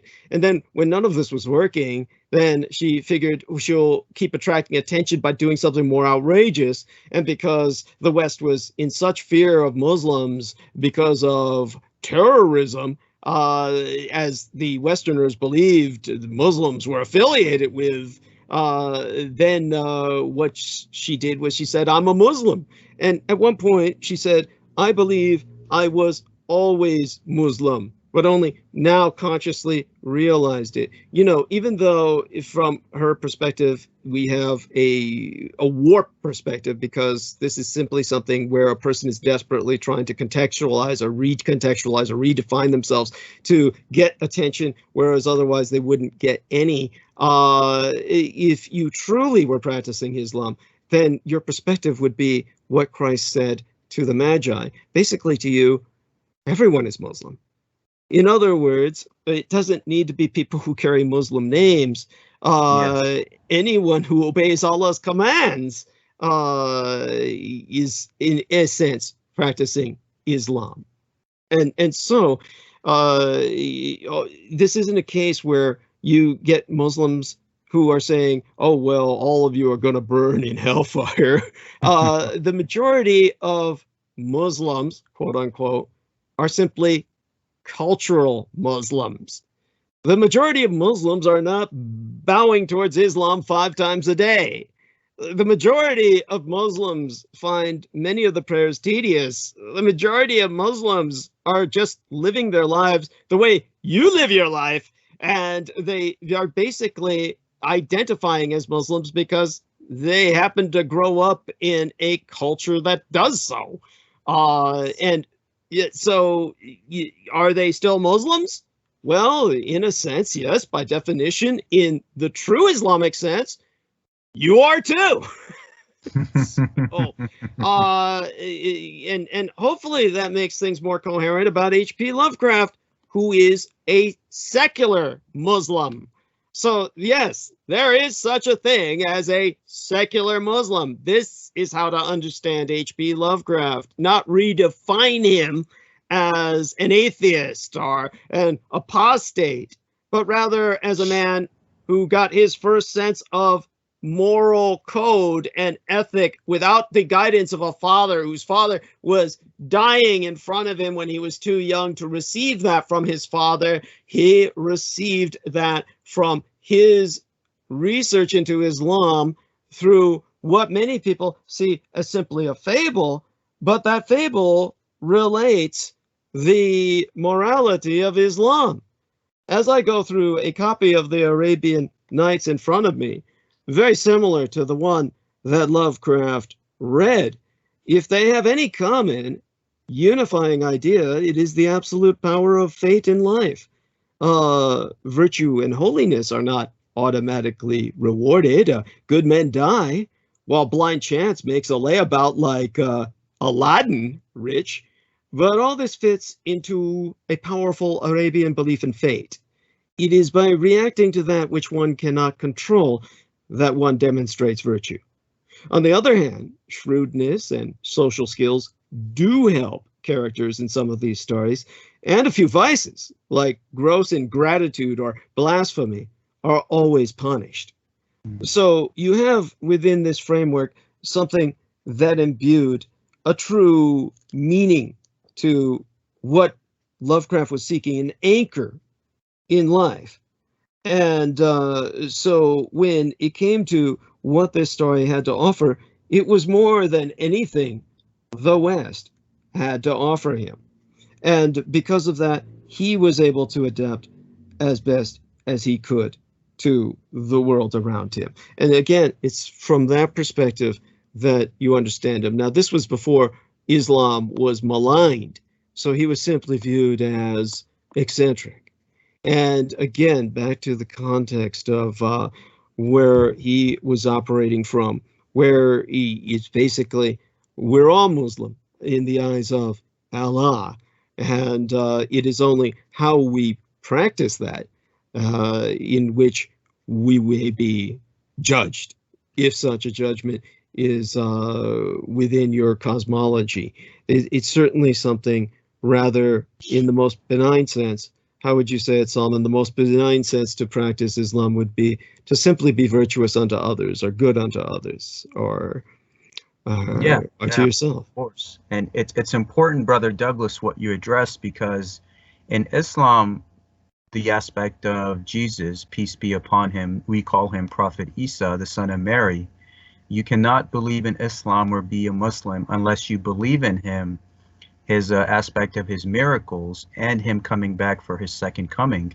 And in the Holy Quran, the first miracle that the baby Isa performs is when his mother is being slandered and maligned, and then he speaks up as a baby, which was his first miracle, saying that I am the Prophet Isa, son of Maryam. Please do not disrespect my mother. And in the aspect of what it says in the Holy Quran, Surah 2, verse 62, it says that it doesn't matter if you're a Jew, Christian, Sabian, before the time of the Prophet Muhammad, peace be upon him. As long as you believe in God, Allah, do the right thing, and are a righteous individual, then on the day of judgment, you and yours shall have no grief, no punishment, and no fear of whatsoever. And that's the ignorance that we see in the West, where they say that Muslims believe that Jews and Christians are infidels, and how can you be friends with Jews and Christians? It says it right there in the Quran that you can follow any of these paths, like Christ, peace be upon him, said that I am everywhere. So as long as you do right and are a good human being and follow a good code of conduct, it doesn't matter if you're taking A road, B road, or C road. It's all taking you back to God, which is a aspect of a righteous life. It's all connected to that one true source. And that's exactly what Brother Douglas is pointing out is the truth. It's a aspect of the truth and a good conduct. Now, the only people that I see like being punished on the day of judgment are his gang stalkers. Thank you. Yes. And the aspect of, you know, causing hurt to others. Now that's wrong. And Islam is basically submission to the higher power. And anything, just the word Islam means submission. So anything that basically you submit to the divinity in your heart, in your mind, in whatever way you choose to do it, you are by definition a Muslim, one who submits. And that's what Miss O'Connor always points out, that I always submitted to the divine, and I was always a Muslim by definition. So those are important things to know in terms of Islam, Christianity, Judaism. Even in if you go to the Jerusalem, the Holy Sepulchre is a Christian church, and the families are basically, it's a Muslim family that one generation after another are the caretakers of that land because of the covenant of the Prophet Muhammad, peace be upon him, with the monks of St. Catherine's Monastery, which Salahuddin, or which the West calls Saladin, he protected those rights and the Christians' right to exist, the pilgrims, their churches, and all those stuff that's happening there. That's what the true Muslim does. He looks out for everybody. But it's like what Brother Douglas says, you have majority of the Muslims today, especially those that come to the West from immigrant families and others that are in that, I guess, setting where praying 5 times a day is hard to them, or saying Bismillah ar-Rahman ar-Rahim 100 times a day is difficult for them. They just are Muslim because they were born into it. And it's very few that take it seriously in their conduct, in their ethics, in their practices. I mean, it's, you have to be a good man. That's what it is. And you have to, basically in Islam, you have to get married because they believe in because Bismillah ar-Rahman ar-Rahim, which is the aspect of God, you have Rahman, which is the feminine, and the Rahim, which is the masculine. So they describe Allah or God, or what the Sufi is trying to return to his beloved, as this perfect genderless form of beauty, love, light. So they're saying for a Muslim to achieve that, if he's a male, he has to become one with his female counterpart.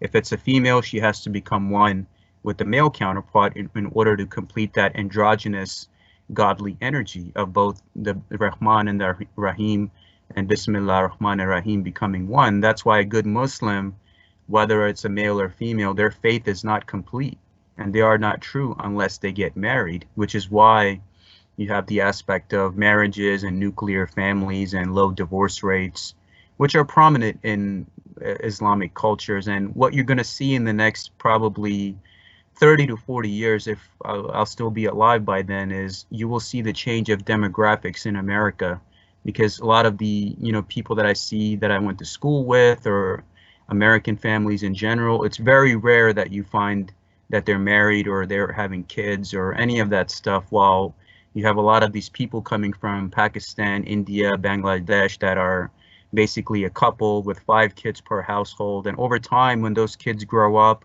and go through the system, get into positions of power, it's going to make a difference throughout the generations. And that's important, why you have to preserve humanity in some way, shape, or form. And what you see basically that happened in Europe as well, from my understanding, that a lot of them were not having kids. They were not basically pushing the civilization forward. And they allowed people who are into that kind of stuff and put it right back into their, I guess, geographical location to push those things. So over time, the balance of the population kind of evens out. And I would like Brother Douglas's take on that too, in addition to H.P. Lovecraft and Islam. Yes, well, certainly we can talk about the demographics in another transmission. If I get into that, we'll never get back on track. But I think the most important thing for people to understand is the way Lovecraft would have looked at it would be that if you are born a Muslim, you're a Muslim under the eyes of Allah, that if you choose not to follow Islam, you're still a Muslim under the eyes of Allah, because Christians are Muslims under the eyes of Allah as well. And under the eyes of Allah, everything is Muslim, and human eyes are not Allah's. So never make an opinion on anything in that regard. It is simply really above your understanding. So this is essentially what the Christians were saying when the child Christ appeared in the Star of Bethlehem. And that was the Star of Bethlehem, that which they saw within their mind's eye, that guided them across the east and into the west. And of course, this is where we see that all of the religions are essentially one. As a matter of fact, if one were to be pedantic about it and really get into the cultural heritage, you hear this term Judeo-Christianity a lot, and it's almost ridiculous, because Christ and Judaism, the Christianity and Judaism, have been very much at odds, in the sense that the Christ for Christians was very much, in a very real sense, the Antichrist of the Jews. They do not acknowledge him as Christ, and he led to what they feel was the persecution of Judaism. Rather, there's far more of a genetic heritage between Judaism and Islam. So a far more correct term would be Judeo-Islam. This is what brings us back to Lovecraft's understanding of Cthulhu, based in a kind of Judeo-Islamic perspective. To get that out of the way, so to speak, no disrespect intended, but just to make certain people get that before we go back to Lovecraft's personal life, brings us back to the concept of the anti-gods and the chthonic connection. Basically, when you take a look at what Michael Aquino was dealing with, he and I both served in the Iraq War. Of course, he was an officer and I was a Marine on the front lines. And in terms of Michael Aquino, his last action was to summon the anti-gods on the field of battle when the Iraqis, who had been through almost a decade of warfare in which they had literally seen it all. When I was on my summer vacation in 1988 and received a paid vacation in Iraq, not a vacation in the sense that I was employed, I worked with the Iraqi propaganda department under Saddam Hussein, and at that time I was given a tour of the front lines, not to mention that I was given the gift of being able to interact with the Kurds, even though there was much hostility between the Kurdish minority and the state of Iraq under Saddam Hussein. It wasn't as if they were all being genocided or mass murdered or gassed at all times. There were periods of course, relative stability during which I was able to interact with them was one of those times. And on the front lines, however, that was where I saw with my own eyes what Iraqi soldiers were dealing with in fighting the Iranians. And the Iranians were preserving their veterans, of course, being their most valuable assets. They had lost so many soldiers in the war with the Iraqis that they wanted to preserve what veterans they had. So in order to basically clear minefields before them, they would count on the children to do it. They would draft young boys, and these young boys were expendable. And they just gave them a little key, which they said was a plastic key, which they said was their key to heaven. They dressed them up in their funeral garbs. And these were white sheets, their funerary shrouds. They chained them together with the heavy chains dragging on the ground, and the men would put bayonets, fix their bayonets, and prod them behind their backs, and the boys would march forward singing and clear the minefields, just little limbs, heads blowing up into the sky, clouds of blood and gore. I saw this with my own eyes through binocular lenses and even closer. And so these children were trying to reach the machine gun nest where they would charge them. Of course, they would be machine gunned long before they would reach them, but they would have cleared the minefields for the veterans attacking behind them. So I was very much exposed to the horrors these men faced. And if you've been through 8 years of poison gas attacks on cities, children charging machine gun nests, and what on earth would frighten you from the Americans at that point? All of the Americans feeling that their technological display broke the Iraqis is preposterous. What broke them was the appearance, as they said, when so many thousands of them surrendered. And of course, none of the white trash troops who were taking them in as prisoner understood a word they were saying. The amount of Americans who spoke any Arabic was effectively non-existent. If you were in special forces, you were supposed to speak Arabic, but even they seemed to demonstrate no real comprehension or understanding of the culture they were dealing with. And it explains why they failed and failed and failed in every endeavor in Southwest Asia. But the prisoners that we took in, they said Al-Cthulhu, that they had seen Al-Cthulhu. This is what broke them, was the rise of the demons, of the anti-gods, as summoned by Michael Aquino. So when you have the phonic connection, understand that H.P. Lovecraft understood this only through not only the Masonic occult background of his father, but through his studies into Islam. So what he found about the Islamic faith, well, it made him think different from every other American around him. And the one reason that Lovecraft was an outsider, this man who was alienated in his own time, out of place, was because he was not thinking in terms of Christianity. So if you were to try and understand him in terms of your Christianity, think of Lovecraft in his, what I would call secular Islam. You could compare him very loosely to his own heritage, the most austere form of Protestantism, because he came from the white Anglo-Saxon Protestant background. In other words, like his Protestantism, Islam has rules but little hierarchy. The Muslim deals with Allah directly, not through priests and popes.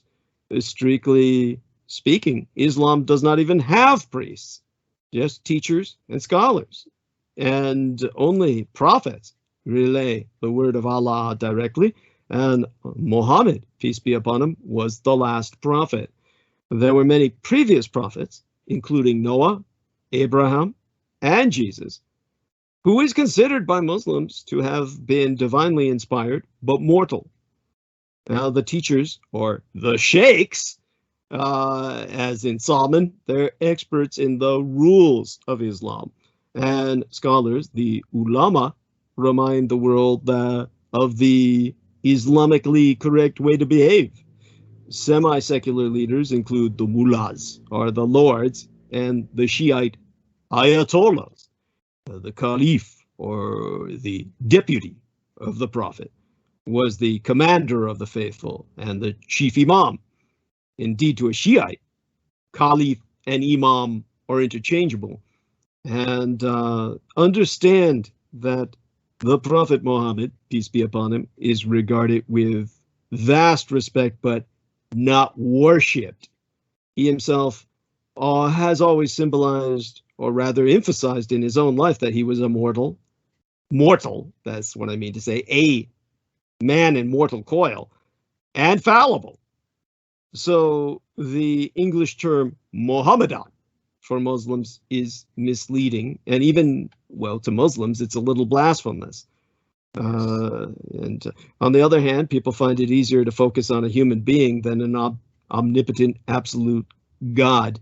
But just so you understand some of the perspective that H.P. Lovecraft had when dealing with all of these infidels around him, I'm saying that facetiously and rather sarcastically, of course. But you know, it's basically he was living, however loosely, by certain rules, like a cultural Muslim would, who's simply secular. You know, Islam in practice is a strikingly simple religion. It really requires just 5 things, the 5 pillars. And of course, Salman can explain them to you later in another transmission if he hasn't already in others. But if someone follows these rules, no one can say he's not a Muslim. And of course, there are hypocrites and there's bad Muslims, but that's between them and Allah. And as in any religion, there's some rules that are stretched or simply ignored. In fact, Islam is built more than most other religions on a set of certainties. There is no God but Allah. The Quran is the word of Allah. A wise Muslim is equipped to lead a completely satisfactory life and to give others guidance. And so fate is the will of Allah. And that is why they understand that either fortune or ill fortune both source from him. And so it incorporates a strong sense of morality. And of course, this is where you might start to question Lovecraft and his behavior. But before that, let's understand what he knew about the anti-gods. Now, as pertinent as Michael Aquino's summoning of these anti-cosmic, these extra-cosmic, extrastellar entities by calling upon the barbarous names of Cthulhu, commonly bastardized from the Thonian, which means dwelling beneath the surface of the earth, or the nether regions. the vulgarization of the original barbarous name, which barbarian, comes from the term of languages the Greeks couldn't understand. Everybody sounded like they were saying bar, so they called them barbarians. The barbarous name is something a human tongue cannot even pronounce. The actual name of Cthulhu. And you would need to, as I've said before, tracheotomize yourself and plug in the Vox Arca to say that name the way a non-human would say it, and directly call upon the anti-god by uttering his name in a manner that called directly. But as a human being, all you can say is a vulgarization, a mock Cthulhu. And the human etymology thereof, of course, goes back to ancient Greece and beyond. It goes to the ancient Sumerian conveyance of the Lord of the Abyss, Kutu, which means abyss, Lu means Lord, or an entity of eminence. Hence, Al-Cthulhu, Kutu, Lu, Lord of the Abyss, or Abyssal Lord in Sumerian, gets Arabicized into Al-Cthulhu, the Forsaker. So Al-Cthulhu in the Arabic, meaning abandoner, is the most readily accessible primary source in the English whenever one is researching the roles of the abandoner. The source that comes to mind that you might be able to find would be a book of Arabi magics, the Al-Mukaribun, the Arabi Magicians, Magic and Mythos in Al Arabia, which is written by Jamal Haldun and translated by Steve Locke. And in that book, the co-authors articulate how Al-Cthulhu, the Forsaker, manifests as a spiritual force that powers the practices of Tajrid wa Tafrid. Tajrid and Tafrid. Tajrid means outward separation. Taj, outward. Read, separation, as in get rid of. Tafrid would be taf, inward. Read, get rid of, would in this case imply solitude. So rid yourself of external influence. Tajrid means disentanglement from home and wealth. Tafrid, and isolation from all company. So tajrid and tafrid are the two terms, actually practices, that are all but forgotten to conventional Islam. And specific to Tashavvuf, the Sufism, or like Shufism. That's a schismatic branch of Islam, but not to be seen as some kind of schismatic in the sense of heretical. Though it is often considered such, it is, of course, really that kind of Islam that Lovecraft could relate to. His characterization of the Mad Arab is actually a kind of a Sufi archetype, even though it's based very much on a historical figure. And to just put it in the most simplistic way possible, Sufism, that's Islamic mysticism, in the sense of seeking a mysterious truth about the universe. It's not even necessarily magic. Islam, of course, has mixed feelings about Sufism, but it's widespread in Muslim lands and appealing to those for whom dry legalism is not enough, because basically that's what it comes down to in many cases, all too many cases. So there's many Sufi schools. Some are dismissed by others as confused or incomplete. It's kind of like when you hear Peter Moon, because of his Tai Chi instructor, ragging on the Falun Gong. But Sufi teachers say that trying to mix techniques from different schools would be tricky and even dangerous. So it's not like you can you know, pretend you're Harry Potter and go from one school of magic to another. Not that they did that in the novel. In fact, the novel was downright, I mean, I don't even want to go there, but basically the teachers, the sheikhs, they act as personal guides because mystic truth cannot be described directly in words or discovered by analytical logic. They must deal directly with their pupils.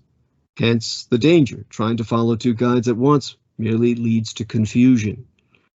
However, some guides use more than one path. But of course, always remember this, serious Sufis, they oftentimes study full-time. They avoid material concerns that would distract them. And these are the dervishes, using various means to attain trance-like states, which they believe, based on experience, grant special insights. The famous whirling dervishes do this with ecstatic dances. So these dervishes were traditionally recognized by their heavily patched woolen robes, which is why Sufi really just means woolen, you know, as well as their ascetic lifestyles. And in the 1001 Nights that introduced Lovecraft to both the dervish and to Islam, the term dervish is used very loosely to indicate wandering scholars, including at least one evil wizard who fell into the spell of the Titans, the anti-gods. And one story also features a holy woman living in the wilderness with healing powers.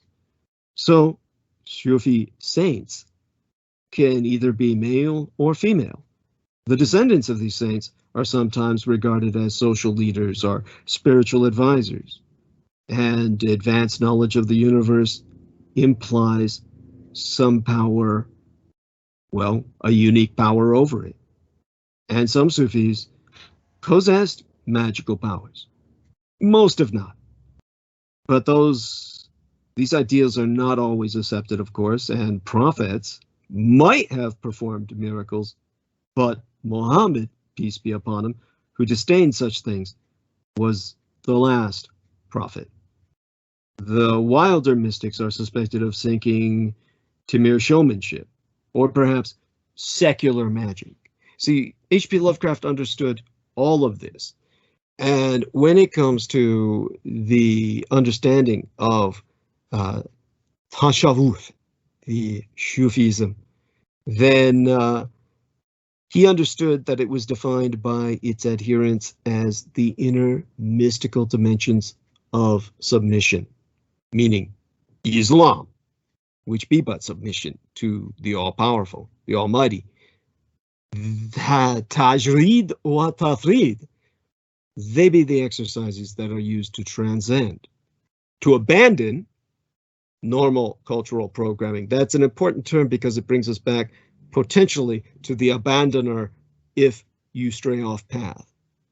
By transcending, by abandoning, we could consider transcending the light magical aspect of this, or the light mystical aspect of this, and abandonment to be the dark aspect of this. If you want to turn this into a kind of Jedi, Sith, kind of Manichaean, kind of Zoroastrian Manichaeanism, meaning a kind of yin and yang duality, forever at ends with each other, at odds.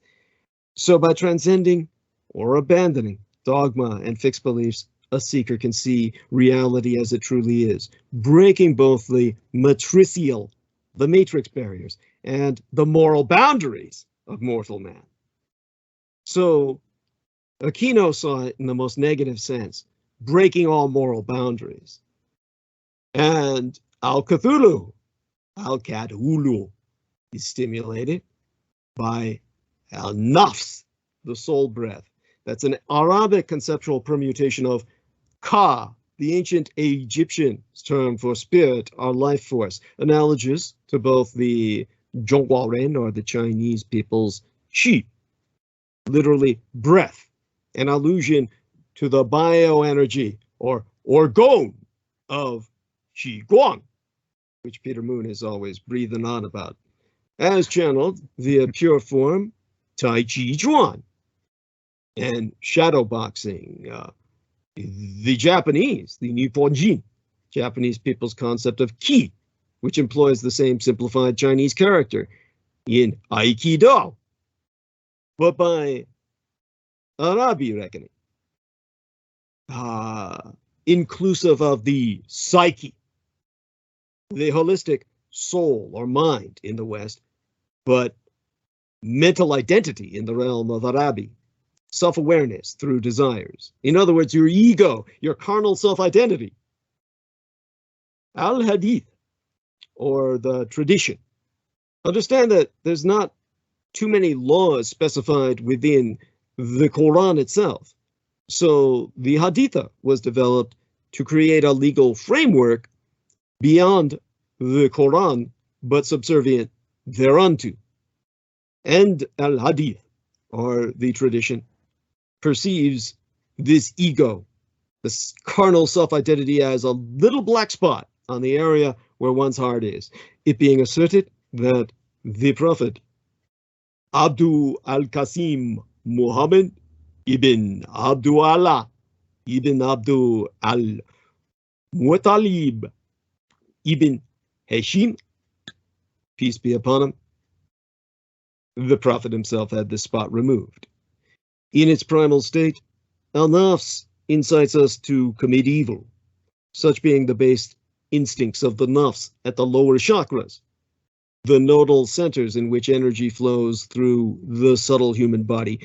Islam emphasizes the importance of resisting the inciting nafs via the hadith, or recitation, which is what hadith really means, as in recitation of the laws. Holding that on, well, the Prophet Muhammad himself, peace be upon him, on surviving yet another campaign of jihad, religious war. He said, we now return from al-jihad asgar, the lesser struggle, meaning physical conflict itself. The rending, the loss of life and limb, was the lesser struggle. He said, we return now to al-jihad akbar, the greater struggle. Of course, his companions wondering what could be greater than risking their lives and loss of blood and companions and limbs, asked, O Prophet of God, what is al-jihad akbar, the greater struggle? Unto which the Prophet Muhammad, peace be upon him, replied, al-jihad, or the struggle, against al-nafs. That being, of course, that temptation towards the baser instincts, the ego, the carnal self-identity of satisfying your lust through rape, pillage, plunder. But in terms of abandoning all constraints, thus stimulated, Al-Cthulhu, the abandoner itself, then causes al-hal, the static condition of rule, alternatively the possession, or the mystical experience of spiritual state, a state of gnosis, of knowing, as opposed to pistis, the state of faith. All Islam is based on pistis, the faith in its conventional sense, but the dervish goes beyond that to know, into gnosis. So the relationships between al-nafs, al-Cthulhu, and al-hal, the static condition of rule, this possession, is very intricate. I'm simplifying it. I'm oversimplifying it by far. But in that book I've just cited on Arabi Magics, the co-authors Locke and Haldun impart that the abandoner is acknowledged within some schools of Tashavvuf, or Sufi poetry. Al-Cthulhu's name be writ in Al-Quran, Al-Krim, the Holy Noble Quran, in the surah or chapter, as the Bible has chapter and verse, the Quran has surah and ayah. And within the surah, or the chapter 25, and its ayah, or verse 29. 25-29 for the Quran. You would search for it just as you would chapter and verse in a Bible. But in the Quran, 25-29, chapter and verse, surah and ayah, translates as, mankind, shaitan, Satan, is al-hatulu. This ayah, this verse in Al-Quran Al-Karim, anglicized as the Holy Noble Quran, is important because it links the abandoner Haud Thulu with Shaitan, Cthulhu with Satan, the Alden dragon, the old dragon, the Lord of the Abyss. Now, of the two orthodox interpretations of this ayah, the most universally applicable is that Shaitan will abandon man. The other being that Shaitan causes men to forsake Islam and its culture. Therefore, what H.P. Lovecraft was really saying when he presented the stories of Cthulhu was saying he had not forsaken his culture. He was really saying that Al-Cthulhu will not triumph over me. This idea of men forsaking Islam, abandoning it, makes them Satan in and of themselves. Each man an abandoner, a semi-Satan. This latter interpretation is fairly consistent with the spiritual meaning the ancient Mukaribun posits Al-Cthulhu. Now these Mukaribun practices, they of course would be thought sinful by an Orthodox Muslim. And so when it comes to beyond that, as I said, the real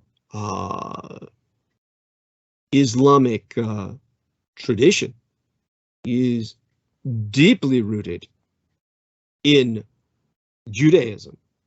And that is what forces us to understand so much about Lovecraft's background in terms of his father's masonry. Because his father had willed him this huge library in which he was to derive so much of his literate knowledge. It was looking through his father's library that he found the Grimoire Imperium.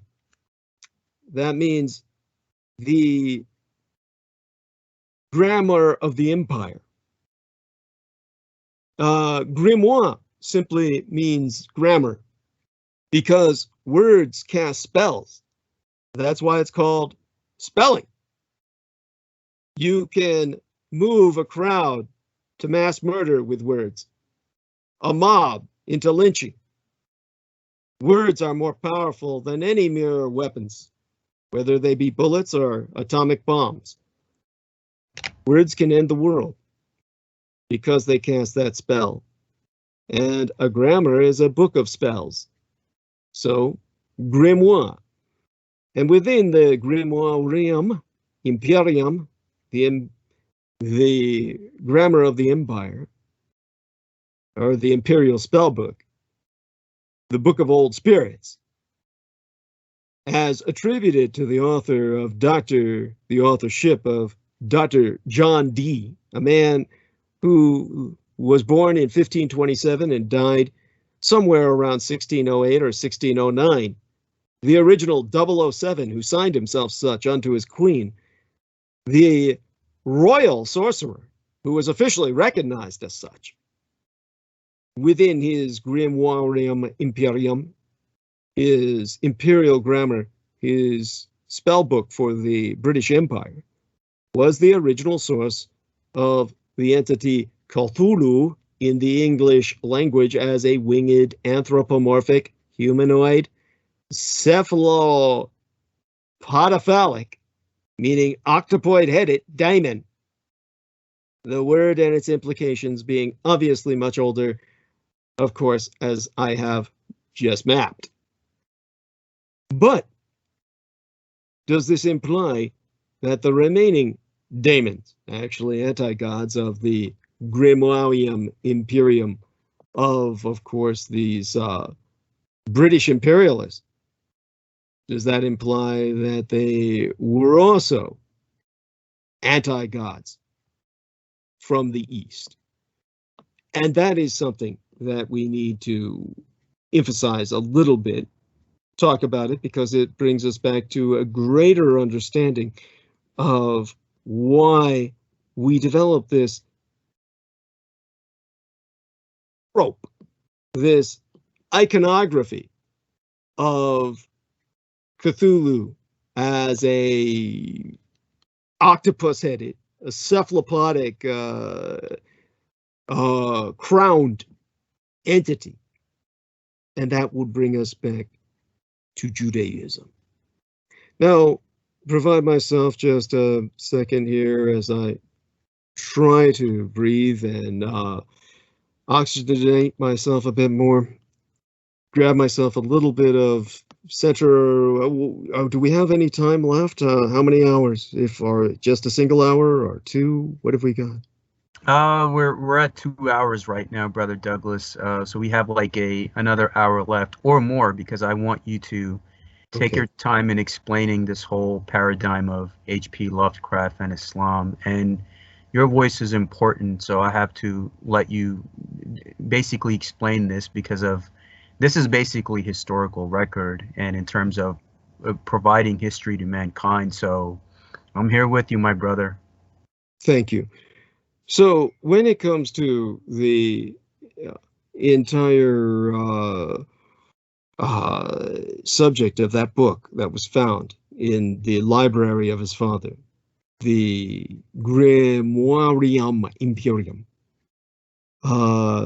then the question that Michael Aquino asked himself was whether the remaining demons, the anti-gods of that book, also contained vestigial etymological references obscured by time and esoterica, such as the Lovecraftian Yog Sothoth. Now, it was considered obvious to Michael Aquino at once, because he managed to purchase these books from August Derleth, which brings us back to how August Derleth got a hold of the library, the publisher of Arkham House, which for years was the only source. Believe me, I'm not kidding you on this. For decades, the only place you could get H.P. Lovecraft was through Arkham House, because August Derleth gained total control over his estate. And that was by vilifying, slandering, character assassinating the young lover, Mr. Barlow, of H.P. Lovecraft, whom H.P. Lovecraft had willed his property to. Now, when it comes to what Michael Aquino realized upon getting the book from August Derleth, the original Grimoire Imperium, and Lovecraft had the original, then it was obvious to Michael Aquino that Yog Sothoth of the Grimoire is one of Cthulhu's brothers, and therefore it was conceivable that that name, indeed, of course, certain that it also contained mystic connotations. Just to get that out of the way, people approached me about the Game of Thrones all the time because of its popularization of a perversion of what Lovecraft relayed. And all damnation on the Game of Thrones, rather all damnation on the man who wrote the book originally. I forget his name now, and I used to be a fan of his. you know, till he sold out. I can't blame him for doing that. Writing the Game of Thrones is what made him money, and you know, you've got to make a living.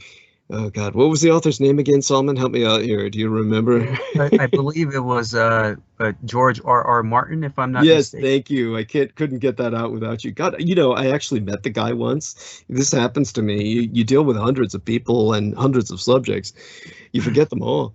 And so, you know, people like that, I loved George R. Martin's early works. And you know, but he went Stephen King on us and just had to, well, he had to make a living.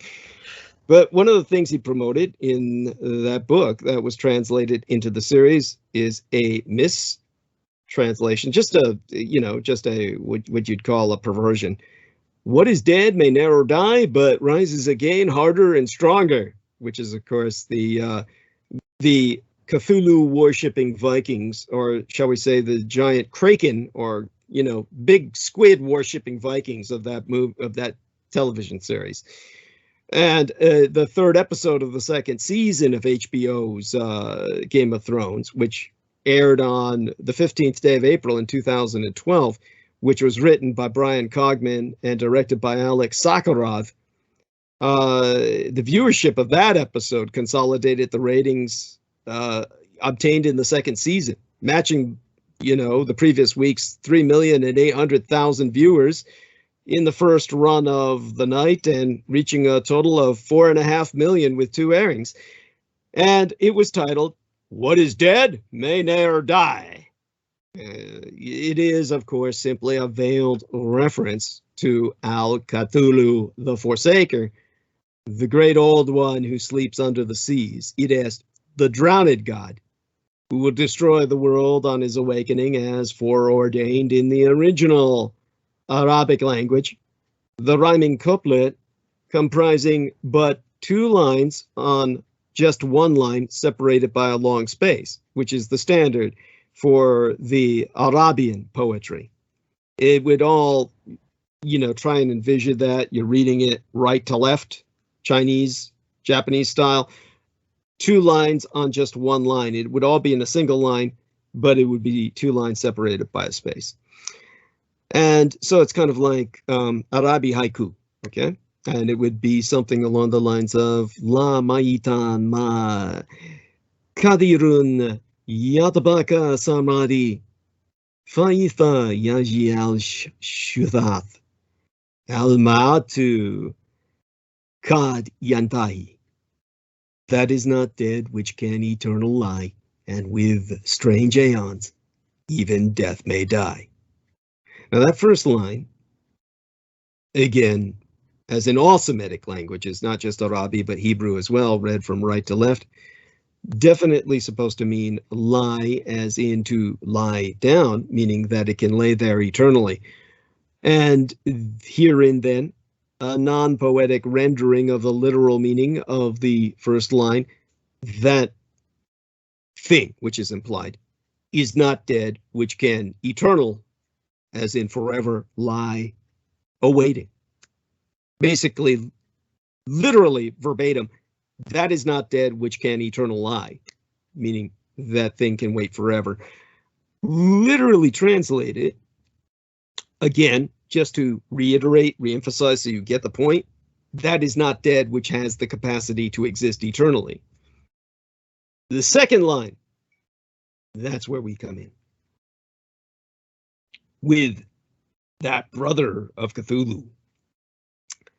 And if the abnormal, as in bizarre, strange, ones, as in things, or even times, come, then death may cease to be. So that one Arabia, that Arab language phrase, Yaji al-Shuthath, provides us the clue to the deeper mystery. It is plural, and it literally means all uppercase in terms of emphatic, the abnormal, referring to people or to things, dependent on context. Yaki means comes or are coming in the colloquial Arabia, the common street Arabic, oft transforms the soft J sound into a hard G sound, and many times the vowel endings are left off and the words slurred together, as we oft do in the English. Therefore, the intended rendering of the phrase that I've read in the colloquial Arabia, the way the Arab man would speak it on the street, would be Yag Shuthat, with the slight change in the quality of the vowels, anglicizing or vulgarizing, as the Anglos would do, as Yog Shothoth. Yet the writ within the quatrain is Al-Kib, as in lie. Remember how I said as in to lie there, like eternally? It actually reads in the street Arabic as in a falsehood, in which case there be deliberately rendered misinterpretation of the quote, as in that which lies to you forever, as in telling you a falsehood. And not unexpectedly so, once one is aware of the black magic background to the poem. There still being some areas of uncertainty regarding the Arabia original, ergo, therefore, rendering the transliteration different from the Arabic itself.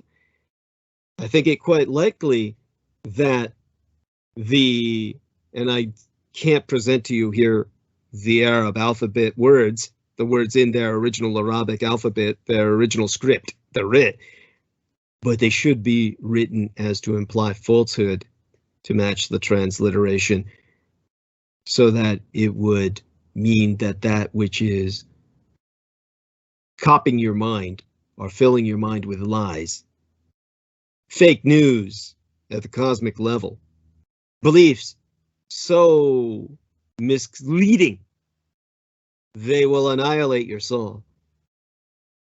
And they will do this in such a way that time will cease to exist for you, because your soul will cease to exist. It doesn't go to heaven, it doesn't go to hell, it doesn't have an afterlife. It simply is annihilated.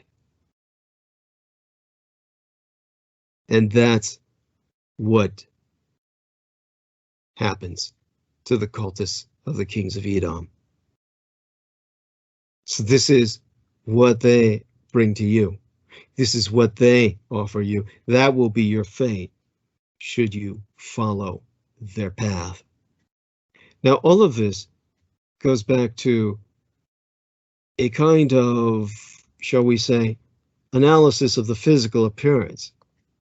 Where do we get the idea of Yog Shothoth as an infinite and forever changing series of spherical shapes, these bubbles, if you will, massive cosmic sphere? Was, of course, that brings us back to the Kabbalah, the Kabbalistic schematic of the tree of life or the tree of death, or both, in opposition, one above the other. That is what brings us back to the understanding of Yog Shothoth, because that is how H.P. Lovecraft introduced to the world Kabbalah itself, which he learned from his Jewish wife.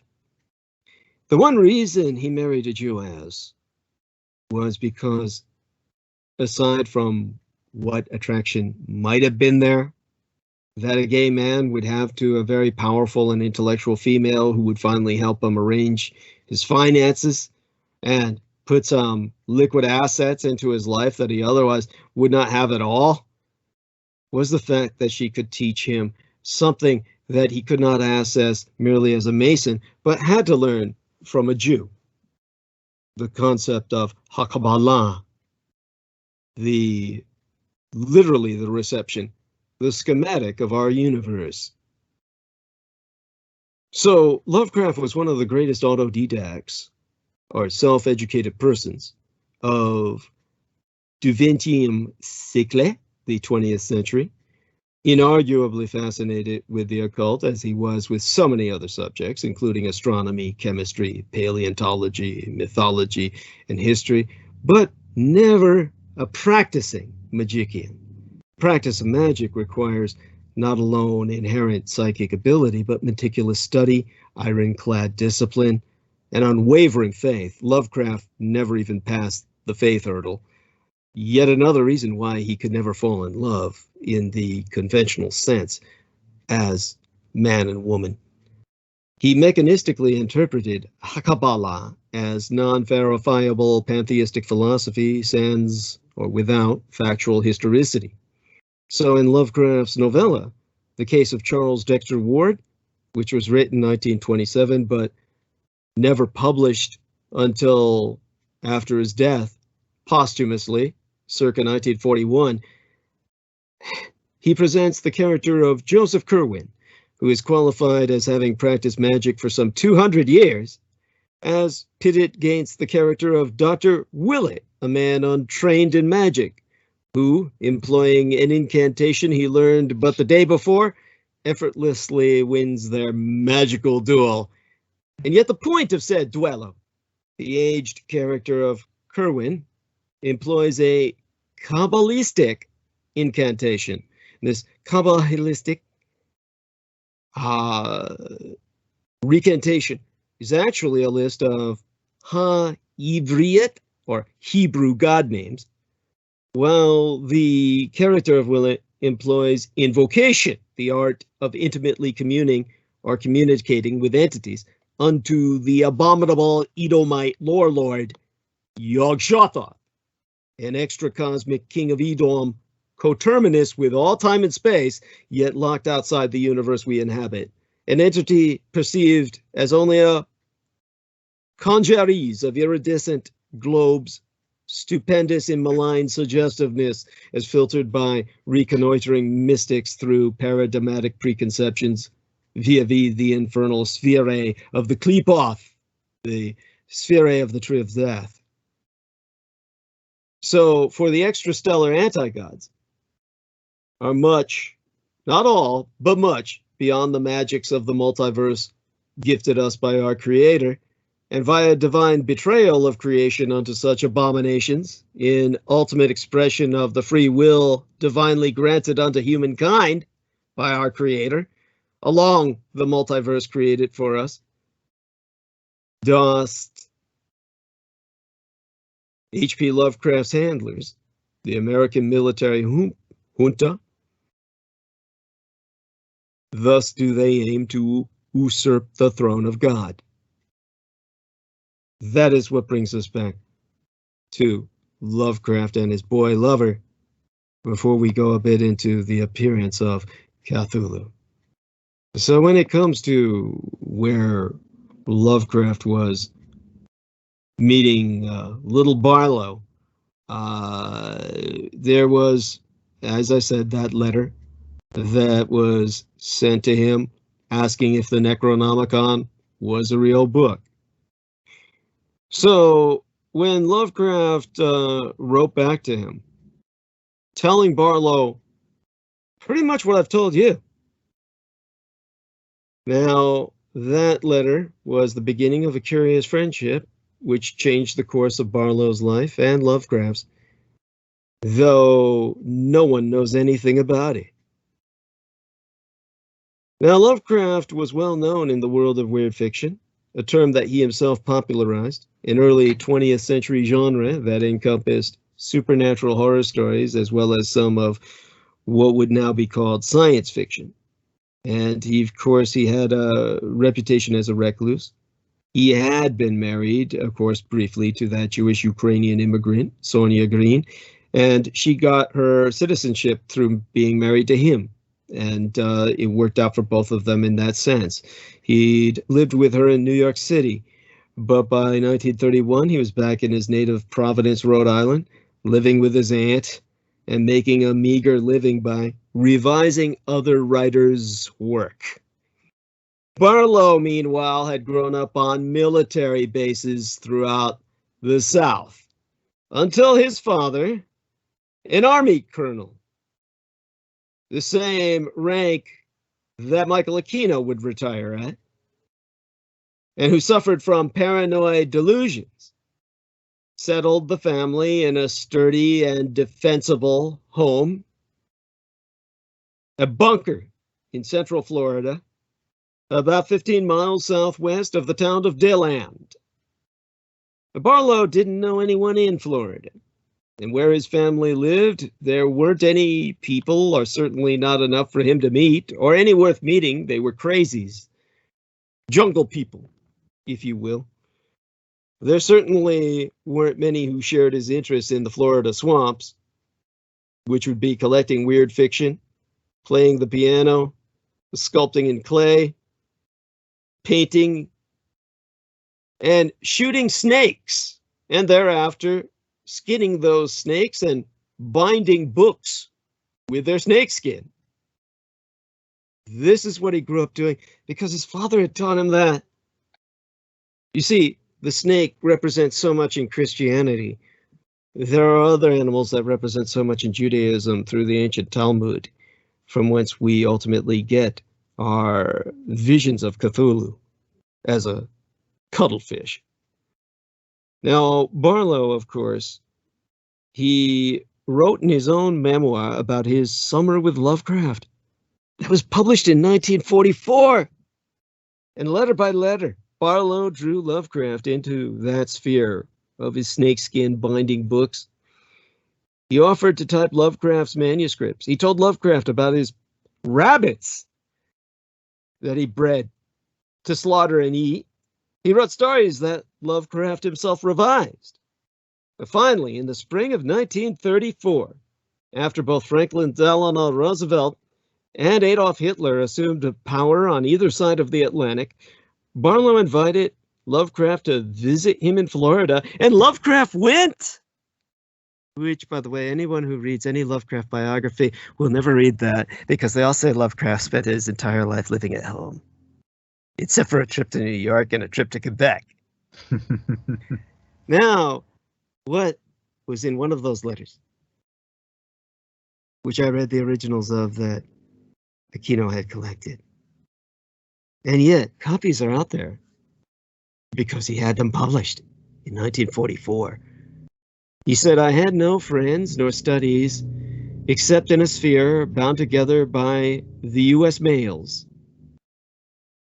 Barlow, of course, when he invited through the US Postal Service Lovecraft to come down and visit him, never mentioned his age.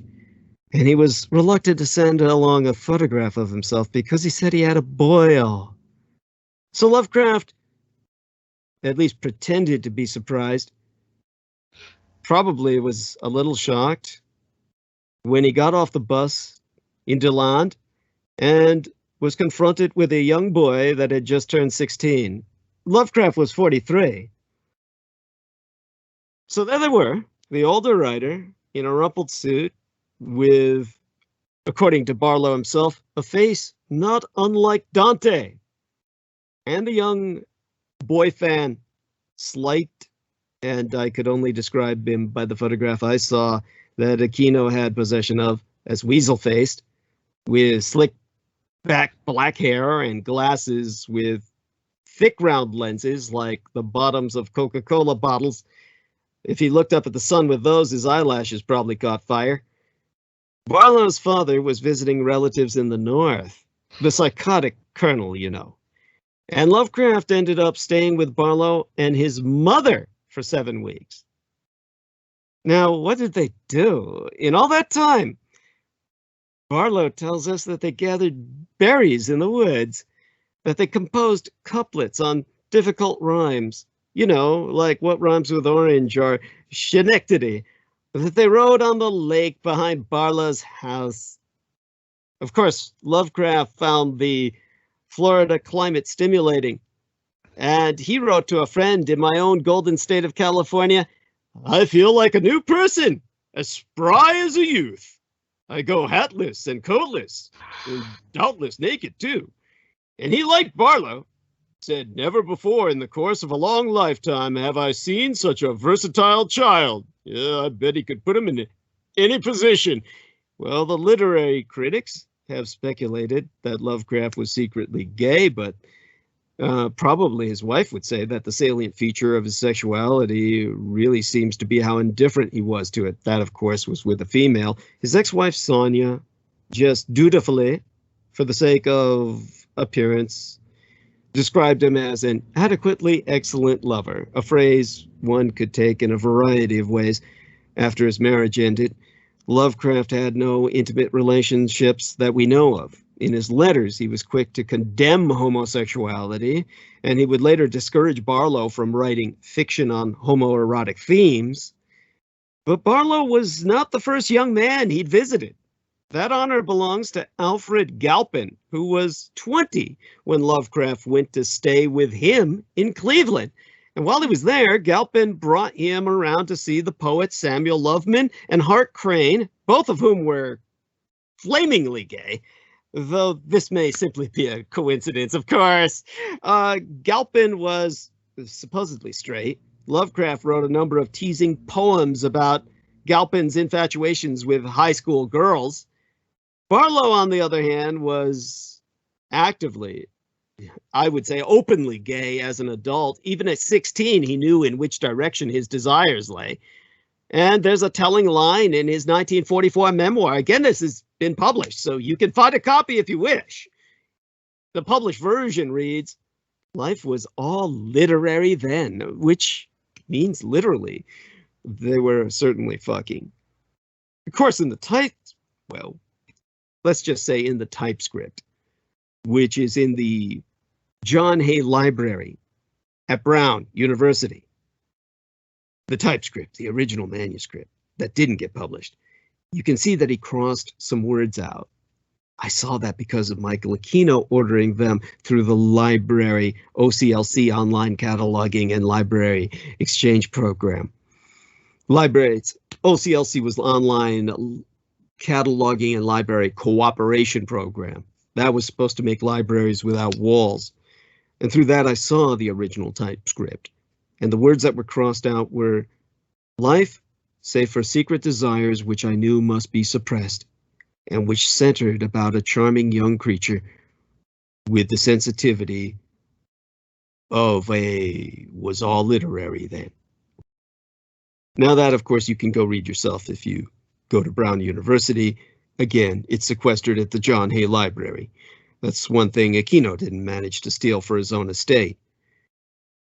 Now, with that, you might dismiss it all, but Lovecraft returned to Florida in the summer of 1935 and stayed for over 2 fucking months. And he and Barlow explored a cypress jungle near the family house and worked together on a cabin on the far side of the lake. And the next summer, Barlow went to Providence. But Lovecraft was busy with revision work and seemed to resent his presence. When the two of them took a trip to Salem and Marblehead, towns which Lovecraft had mythologized in his fiction, another of Lovecraft's young protégés, 16-year-old named Kenneth Sterling, who was about to enroll at Harvard because he was so gifted, probably sucked some cocks and bent over a bit too. Well, that's how that protege wound up at an Ivy League so quickly. Well, he came along too. And if Barlow was in love with Lovecraft, he had a lot of suppressing to do then. Or actually, they probably all played around and wound up in the evening as a giant ball of flesh. You can feel Barlow's yearning for something in the last story he gave Lovecraft to edit in the summer of 1936. It's titled The Night Ocean. It was one of my favorite stories growing up. It's about a muralist who rents a cottage on the beach to rest his nerves. He swims, he walks, he goes into town for dinner. Then one day he sees mysterious, not quite human figures swimming in the ocean.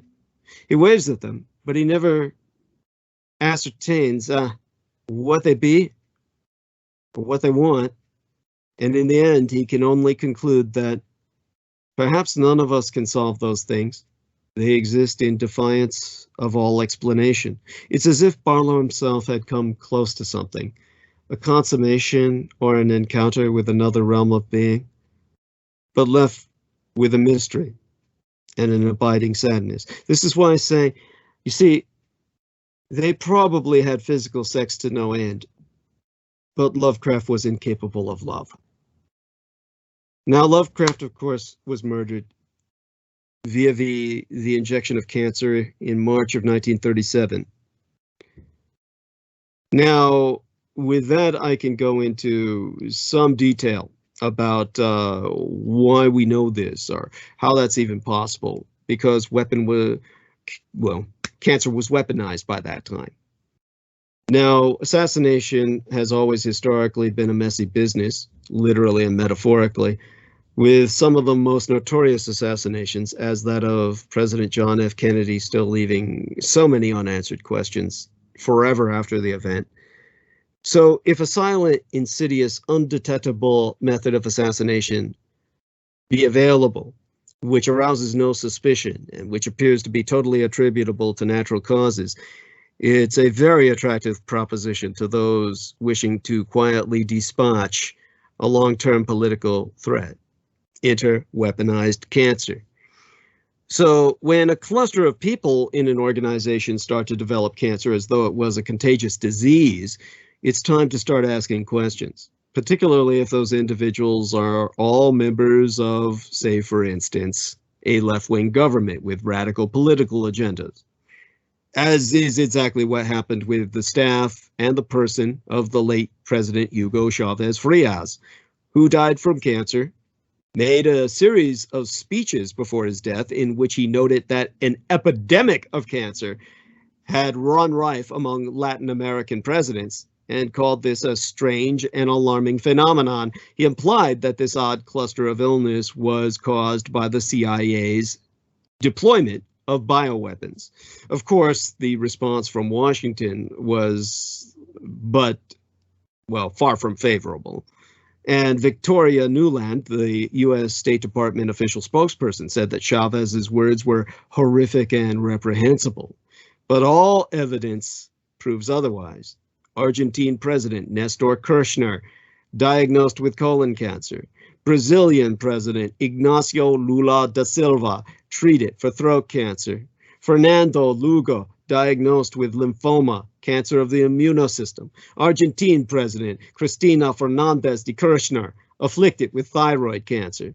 Brazilian President Dilma Rousseff, struck with lymphoma. And Juan Manuel Santos, diagnosed with prostate cancer.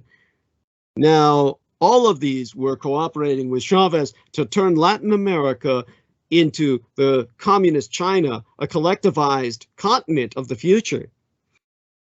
Brazil is to the United States what China was to the former Soviet Union, an ideological challenge, a challenger state that, in China's case, ultimately overwhelmed the Northern Giant. The Northern Giant disintegrated, and the Southern Giant arose to overwhelm it. This is what would have happened had all these presidents lived. And despite the vehement denial of any involvement from the US government, Chavez gained support from other political leaders, including the Russian Communist Party leader Gennady Zhuganov, who suggested that it was unlikely to be coincidence that 6 left-wing leaders would contract cancer simultaneously. And Venezuela's acting president, Nicolás Maduro, claimed that Chavez had been the victim of a scientific attack by the US government, longtime enemy of the leftist Venezuelan regime. Cuba's president, Fidel Castro, was equally outspoken, voicing his suspicions of CIA involvement in the cancer epidemic, possibly because it was believed that he himself had been the victim of several bioweapon-type assassination attempts. And he personally advised Chavez to take care, and he gave the following words of warning. These people, the Americans, have developed technology. Take care what you eat, what they give you to eat, a little needle, and they inject you with I don't know what. Now, the American Cancer Society states that cancer is a complex group of diseases with many possible causes. Of course, neglecting to tell you that, yes, you can induce it with an injection or a poison. They did that with Jack Ruby before he was sent to kill Lee Harvey Oswald. He was injected with cancer, and he died thereof immediately. The truth is that America's production of cancer-causing biological warfare agents has been well documented, with every evidence of their development by scientists going back to the 1930s, when they killed Lovecraft. There are now declassified records available for public viewing. You can find them if you look them up. Now, ironically, the original test monkeys, the victims of those early scientific experiments, were also Latin Americans. These were conducted by Dr. Cornelius P. Rhodes, surname spelled R-H-O-A-D-S, a scientist with the Rockefeller Institute for Medical Investigations in San Juan, and a known racist with pronounced anti-Latin American sentiments. And the 13 Puerto Rican subjects of Rhodes's experiments received injections containing cancer-causing biological agents, which were created as part of a highly classified joint operation between the CIA and the US Medical Research Institute for Infectious Diseases under a program known as, well, first off, the organization was around before the CIA, US AMRIID, US Medical Research Institute for Infectious Diseases, USA, MRIID. And the project which they created with the CIA long after Lovecraft's death, after World War II, not too long after Lovecraft's death, but after World War II, was known as MK Naomi, all uppercase, MKNAOMI. It's known that the assassinations of Fidel Castro, the attempted assassinations thereof, and the successful assassination of the Congolese Prime Minister Patrice Lumumba were planned by the sinister and secret MK Naomi project. Now, the most disturbing letter of evidence written by Dr. Rhodes himself and obtained by the head of the Puerto Rican Nationalist Party, Pedro Albizu Campos, which is why he wanted Puerto Rico to be an independent nation and no longer a territory of the United States, illustrated not only Rhodes's vile racist beliefs, but also the efficacy of the deadly injections in causing cancer. And what he said was, what the island, meaning Puerto Rico, needs is not public health work, but a tidal wave or something to totally exterminate the population. This is Dr. Rhodes speaking. It might then be livable. I have done my best to further the process of extermination by killing off 8 and transplanting cancer into several hundreds more. Now, despite the damning evidence contained in this letter, Albizu's complaints were ignored by the League of Nations because this was before World War II. There was not a United Nations, but a league, and nothing was done to stop the maniacal Dr. Rhodes from continuing his reign of bioterror. In fact, undoubtedly, as revenge for his accusations, Albizu himself later suffered at Rhodes's hands when, after being arrested by the occupation forces of the United States for his nationalist sympathies, he was subjected to radiation experimentation and imprisoned, so that Rhodes could laugh at him while he was behind bars dying of cancer. Dr. Rhodes headed the military, chemical, and biological weapons programs at Fort Dietrich, spelled D-E-T-R-I-C-K, the Dugway Proving Ground as well, and the Desiree Test Center in Utah. And when in 1972, the Biological and Toxin Weapons Convention, this biotoxin weapons convention sanctioned by the United States, the Soviet Union, and Great Britain, effectively banned the use and possession of biological weapons, a spin-off project was created in conjunction with the National Cancer Institute, ostensibly under the guise of searching for a cure for cancer. The secret viral cancer project actually resulted in the successful production of 60,000 liters of oncogenic and immunosuppressive viruses and researched military applications for the cancer-causing biological agents. So, these deadly agents were used to secretly assassinate political targets. It is reported that the deadly arsenal of bioweapons included botulinum toxins, which can cause deadly food poisoning, Cancer-causing viruses could be transmitted even via aerosols, spray, or species jumping. Oncogenic viruses could insidiously be passed on from animal species to humans without detection.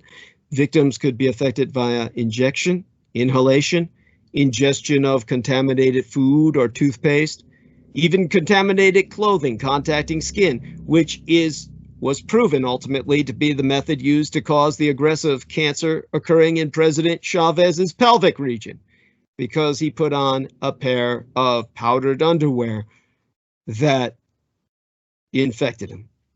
Evidence of these methods and their deployment in the assassination of key figures is unquestionable due to the overwhelming amount of documentation confirming their existence and the otherwise inexplicable clusters of malignancies in key political figures, though General Jose Ornella, the head of the Venezuelan Presidential Guard, said it may be half 100 years before details of the U.S. involvement in Chavez's death is disclosed in declassified documents. The individual identities of the assassins, or how they transmitted the deadly agents, is almost irrelevant. It is the U.S. government which is ultimately culpable and must ultimately admit its involvement in these very anomalous deaths or incidents of cancerous disease. Now, of course, this problem extends globally beyond Latin America and has been used on a far larger scale to control much larger targets. Eventually, it will be used to control entire populations, which are seen as potential threats. The United States is essentially controlled by a secret bureaucracy armed with exotic weapons and not in any way legally accountable to anybody. And for that reason, we go back to the case of H.P. Lovecraft. See, basically what happened was when he died of cancer in March of 1937, killed by Dr. Rhodes, or an agent of Dr. Cornelius Rhodes, while he was dying, he named Barlow, that devoted fan who typed so many of his manuscripts, as his literary executor. Now, this was intended, presumably, as an honor, but for the young Cornelius was the name of the doctor who killed H.P. Lovecraft, so excuse me on that, conflating the names. The young Mr. Barlow, poor son of a bitch, Robert Barlow, now that I dug that out of the attic of my mind. Yeah. His life was destroyed by this.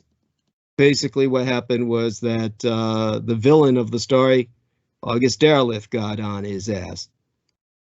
Now, Lovecraft had a couple of professionally minded disciples, August Derleth and Donald Wandre, who wanted to collect their master's stories in a book.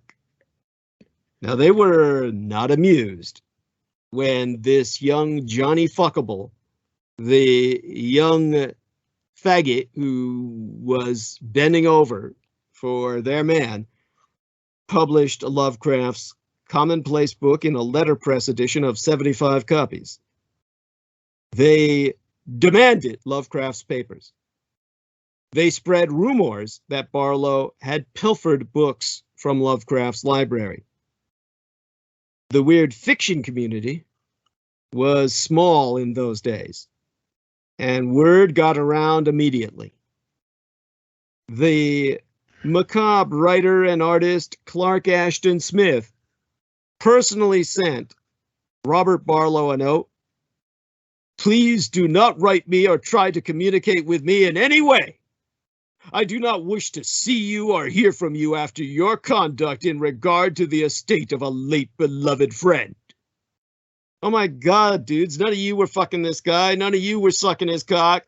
Oh, but all of you are quick to jump on him. Was it because you didn't get the chance? You know, I'll never get this shit. But the effect of the letter, well, Barlow wrote the effect himself. He said, was of cutting out my entrails with a meat cleaver.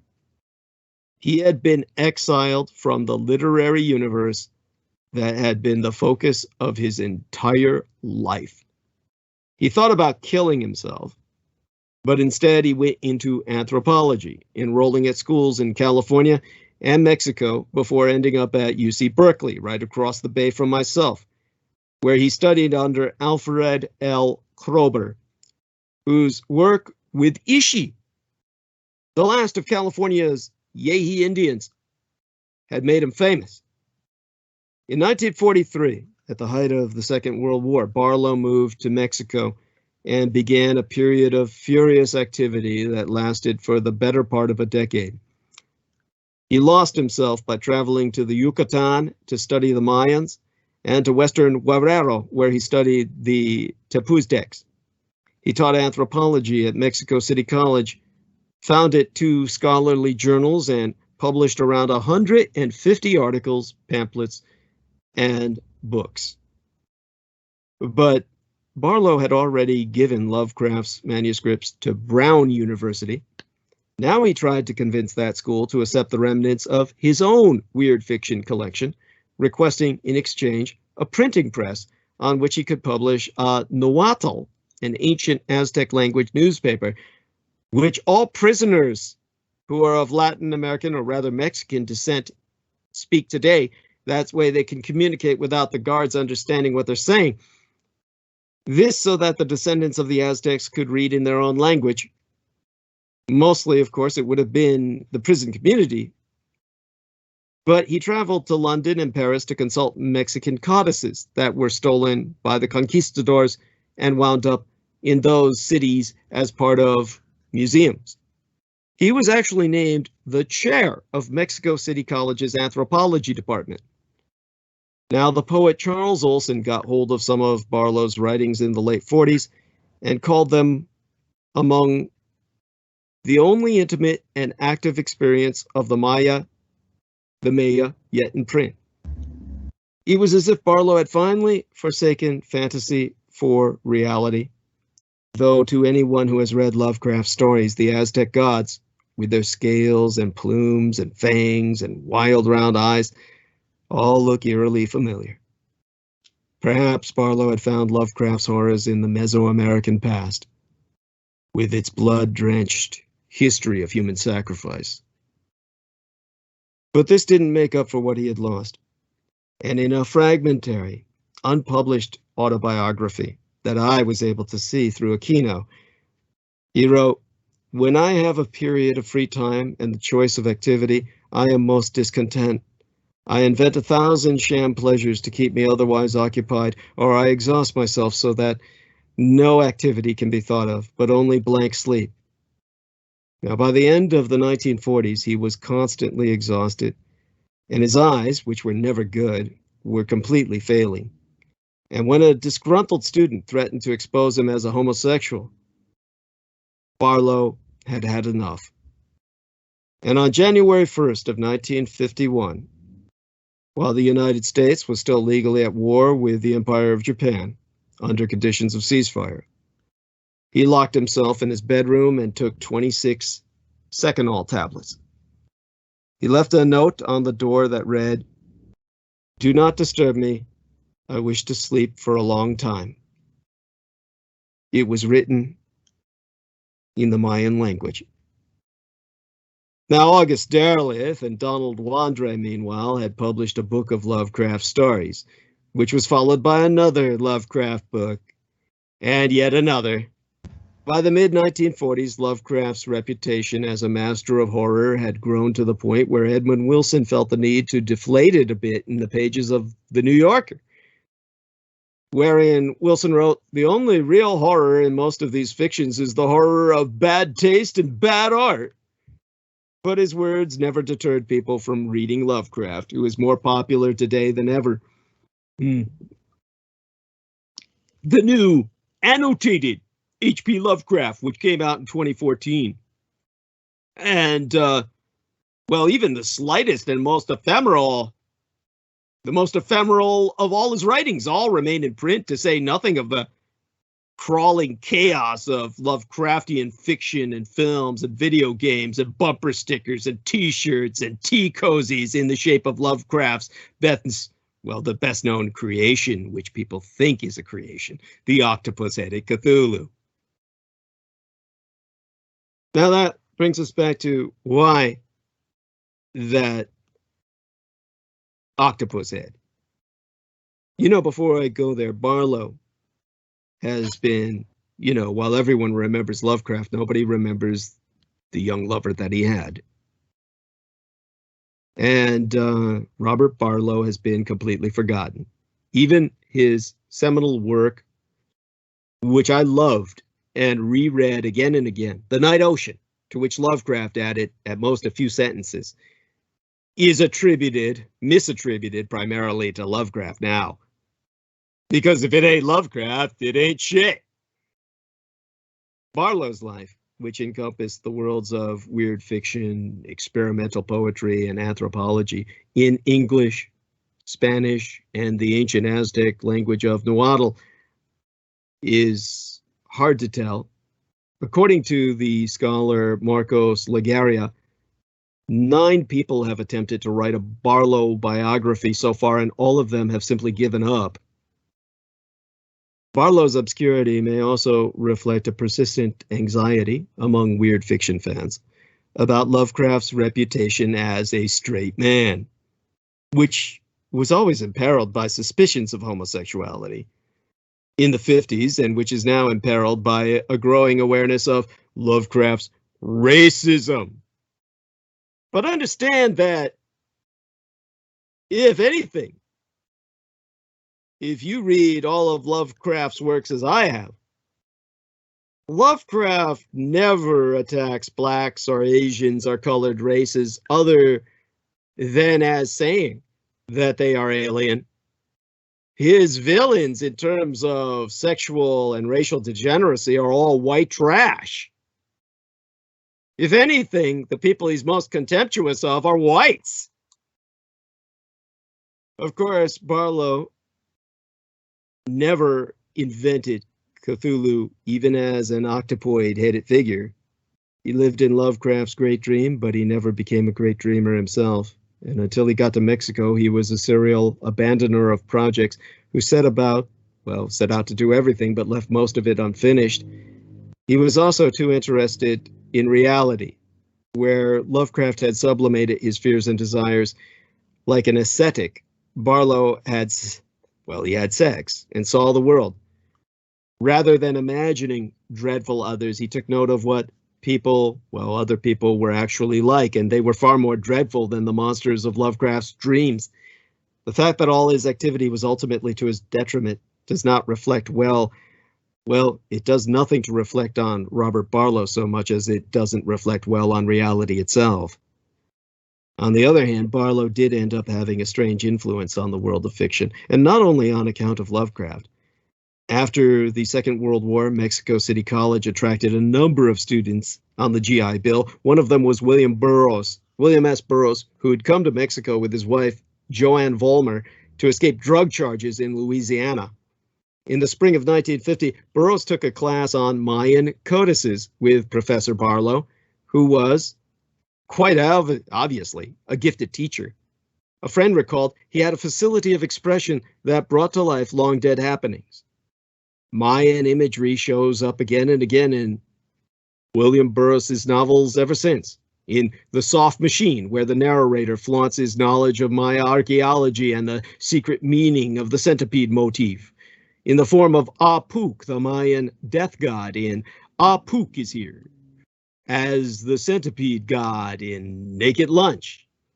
Burroughs' nightmarish vision of a world of death-haunted control addicts is, among other things, a transfiguration of what he knew about the Mayan theocracy, and he learned at least some of what he knew from Barlow.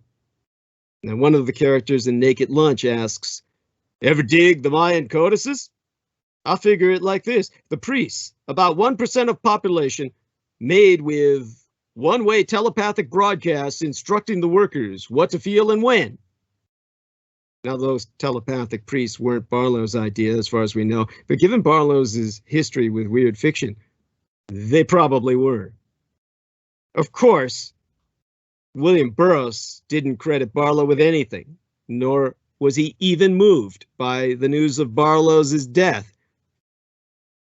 In a letter to Allen Ginsberg, William Burroughs wrote, "A queer professor from KC, Missouri, head of the anthropology department here at MCC, meaning Mexico City, where I collect my $75 per month, knocked himself off a few days ago with overdose of goofballs. Vomit all over the bed. I can't see this suicide kick." Yeah, well, 9 months later, Burroughs got drunk and shot his wife in the head. Killed her and got away with murder. Writers take what they need, and maybe they have to do that in order to make all their wonders and all their horrors.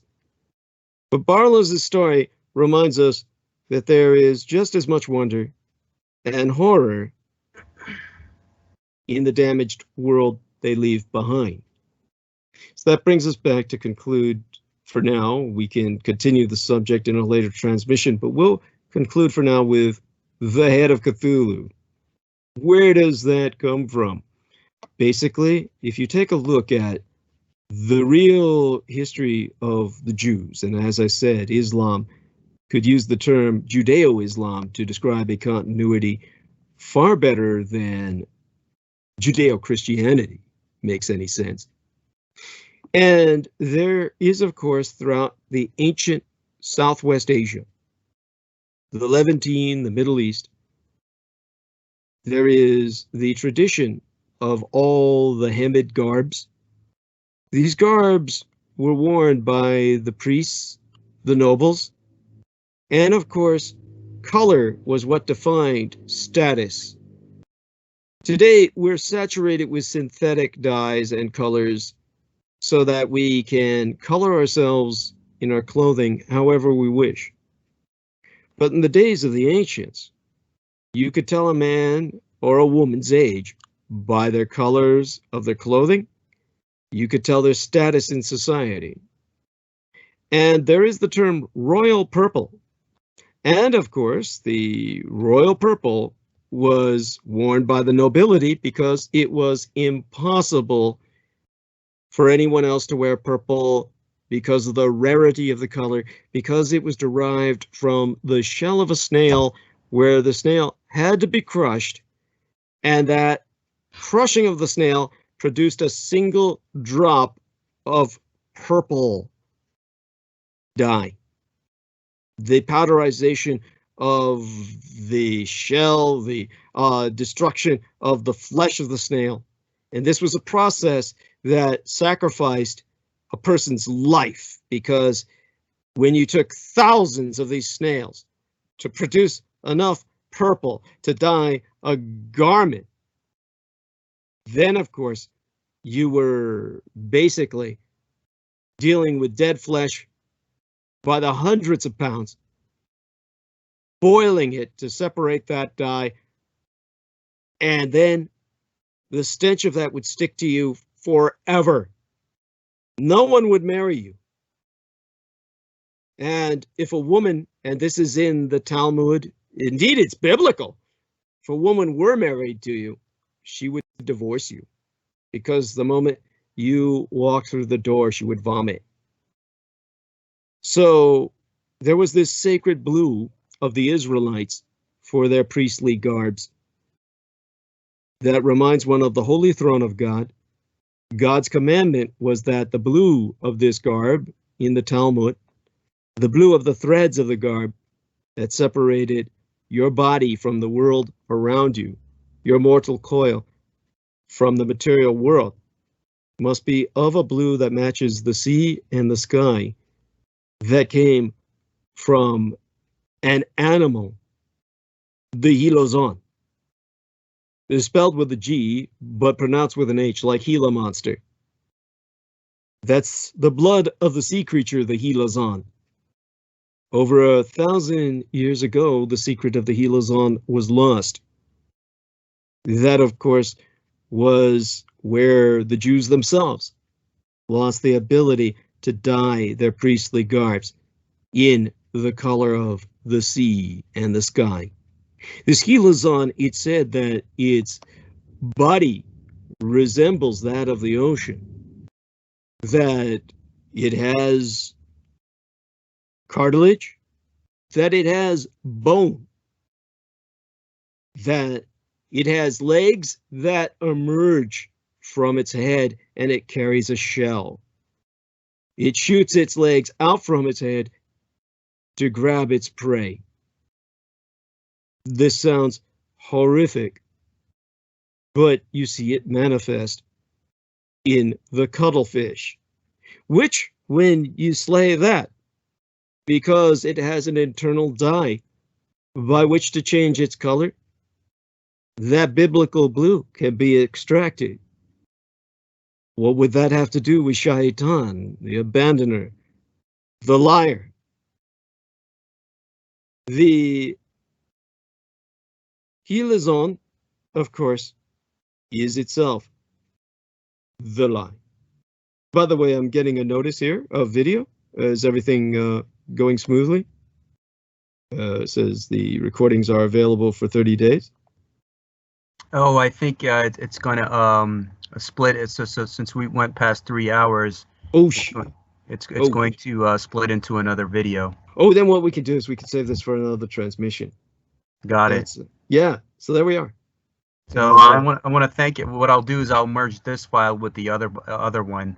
Okay. So I want to thank everybody for joining me on this transmission. And what I will do, I will put all of Brother Douglas's transmissions, the part 1 that we did, including all of his new books. I will put it in the description below. And since you can see me on the camera, this is a Vampirology, which is the vampire research paper.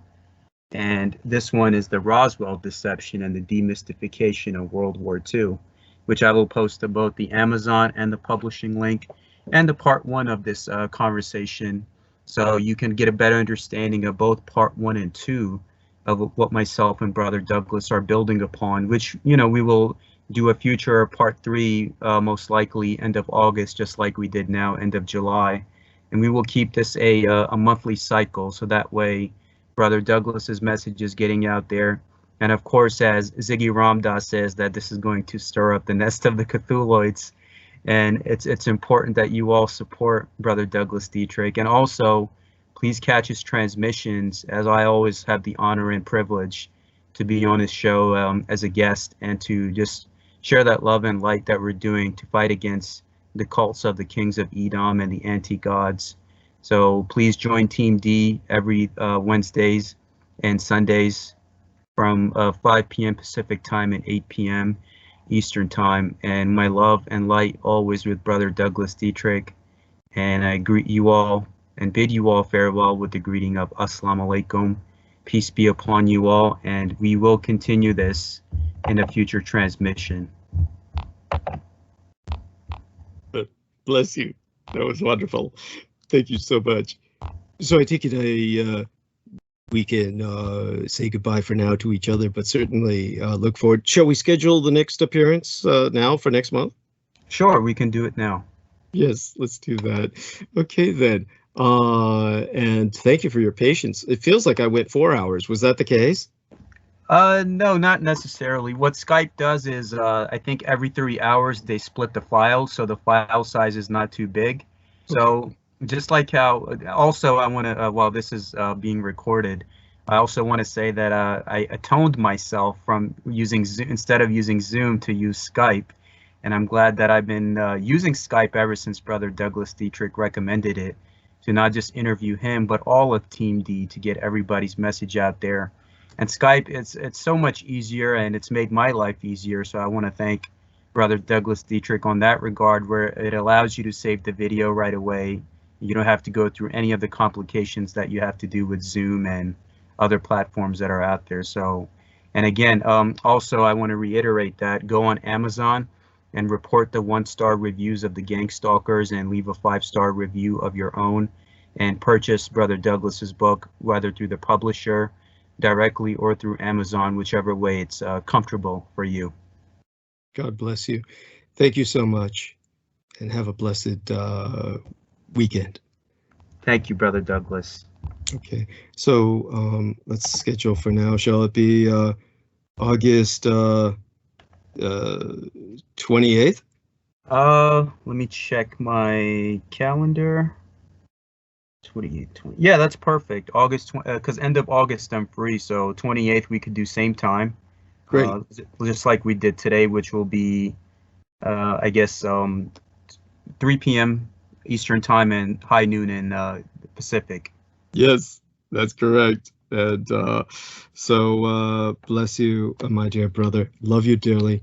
You have yourself a wonderful weekend, and you know, I definitely felt that you know that I may have stretched it on too much, but believe me, we'll get right back into it when we. I'll talk more about. People might not understand how this is all becoming normalized, but I'll Yeah, explain it to them in a way that they'll understand. definitely, Brother Douglas. And you also have my permission to upload this on your channel, just like how the first interview was. So it's important that your work is uncensored. Everything is being put out there in the raw format that I recorded in, and then you have it too. So that way it's important for transparency that your message is getting out there without any editing or any malevolent intentions. And it's important that that is expressed because of, you know, the type of enemy that you're dealing with. Right. God bless you. And, you know, honestly, of course, we all know that you would never be guilty of such a thing. And honestly, I trust you implicitly. And believe me, you've earned that trust. You're truly, as Peter Moon has said, one of the higher quality human beings that I've been dealing with in my life. So you have yourself a wonderful day. We'll speak again soon enough, and I'll see you tomorrow night, so to speak. Okay?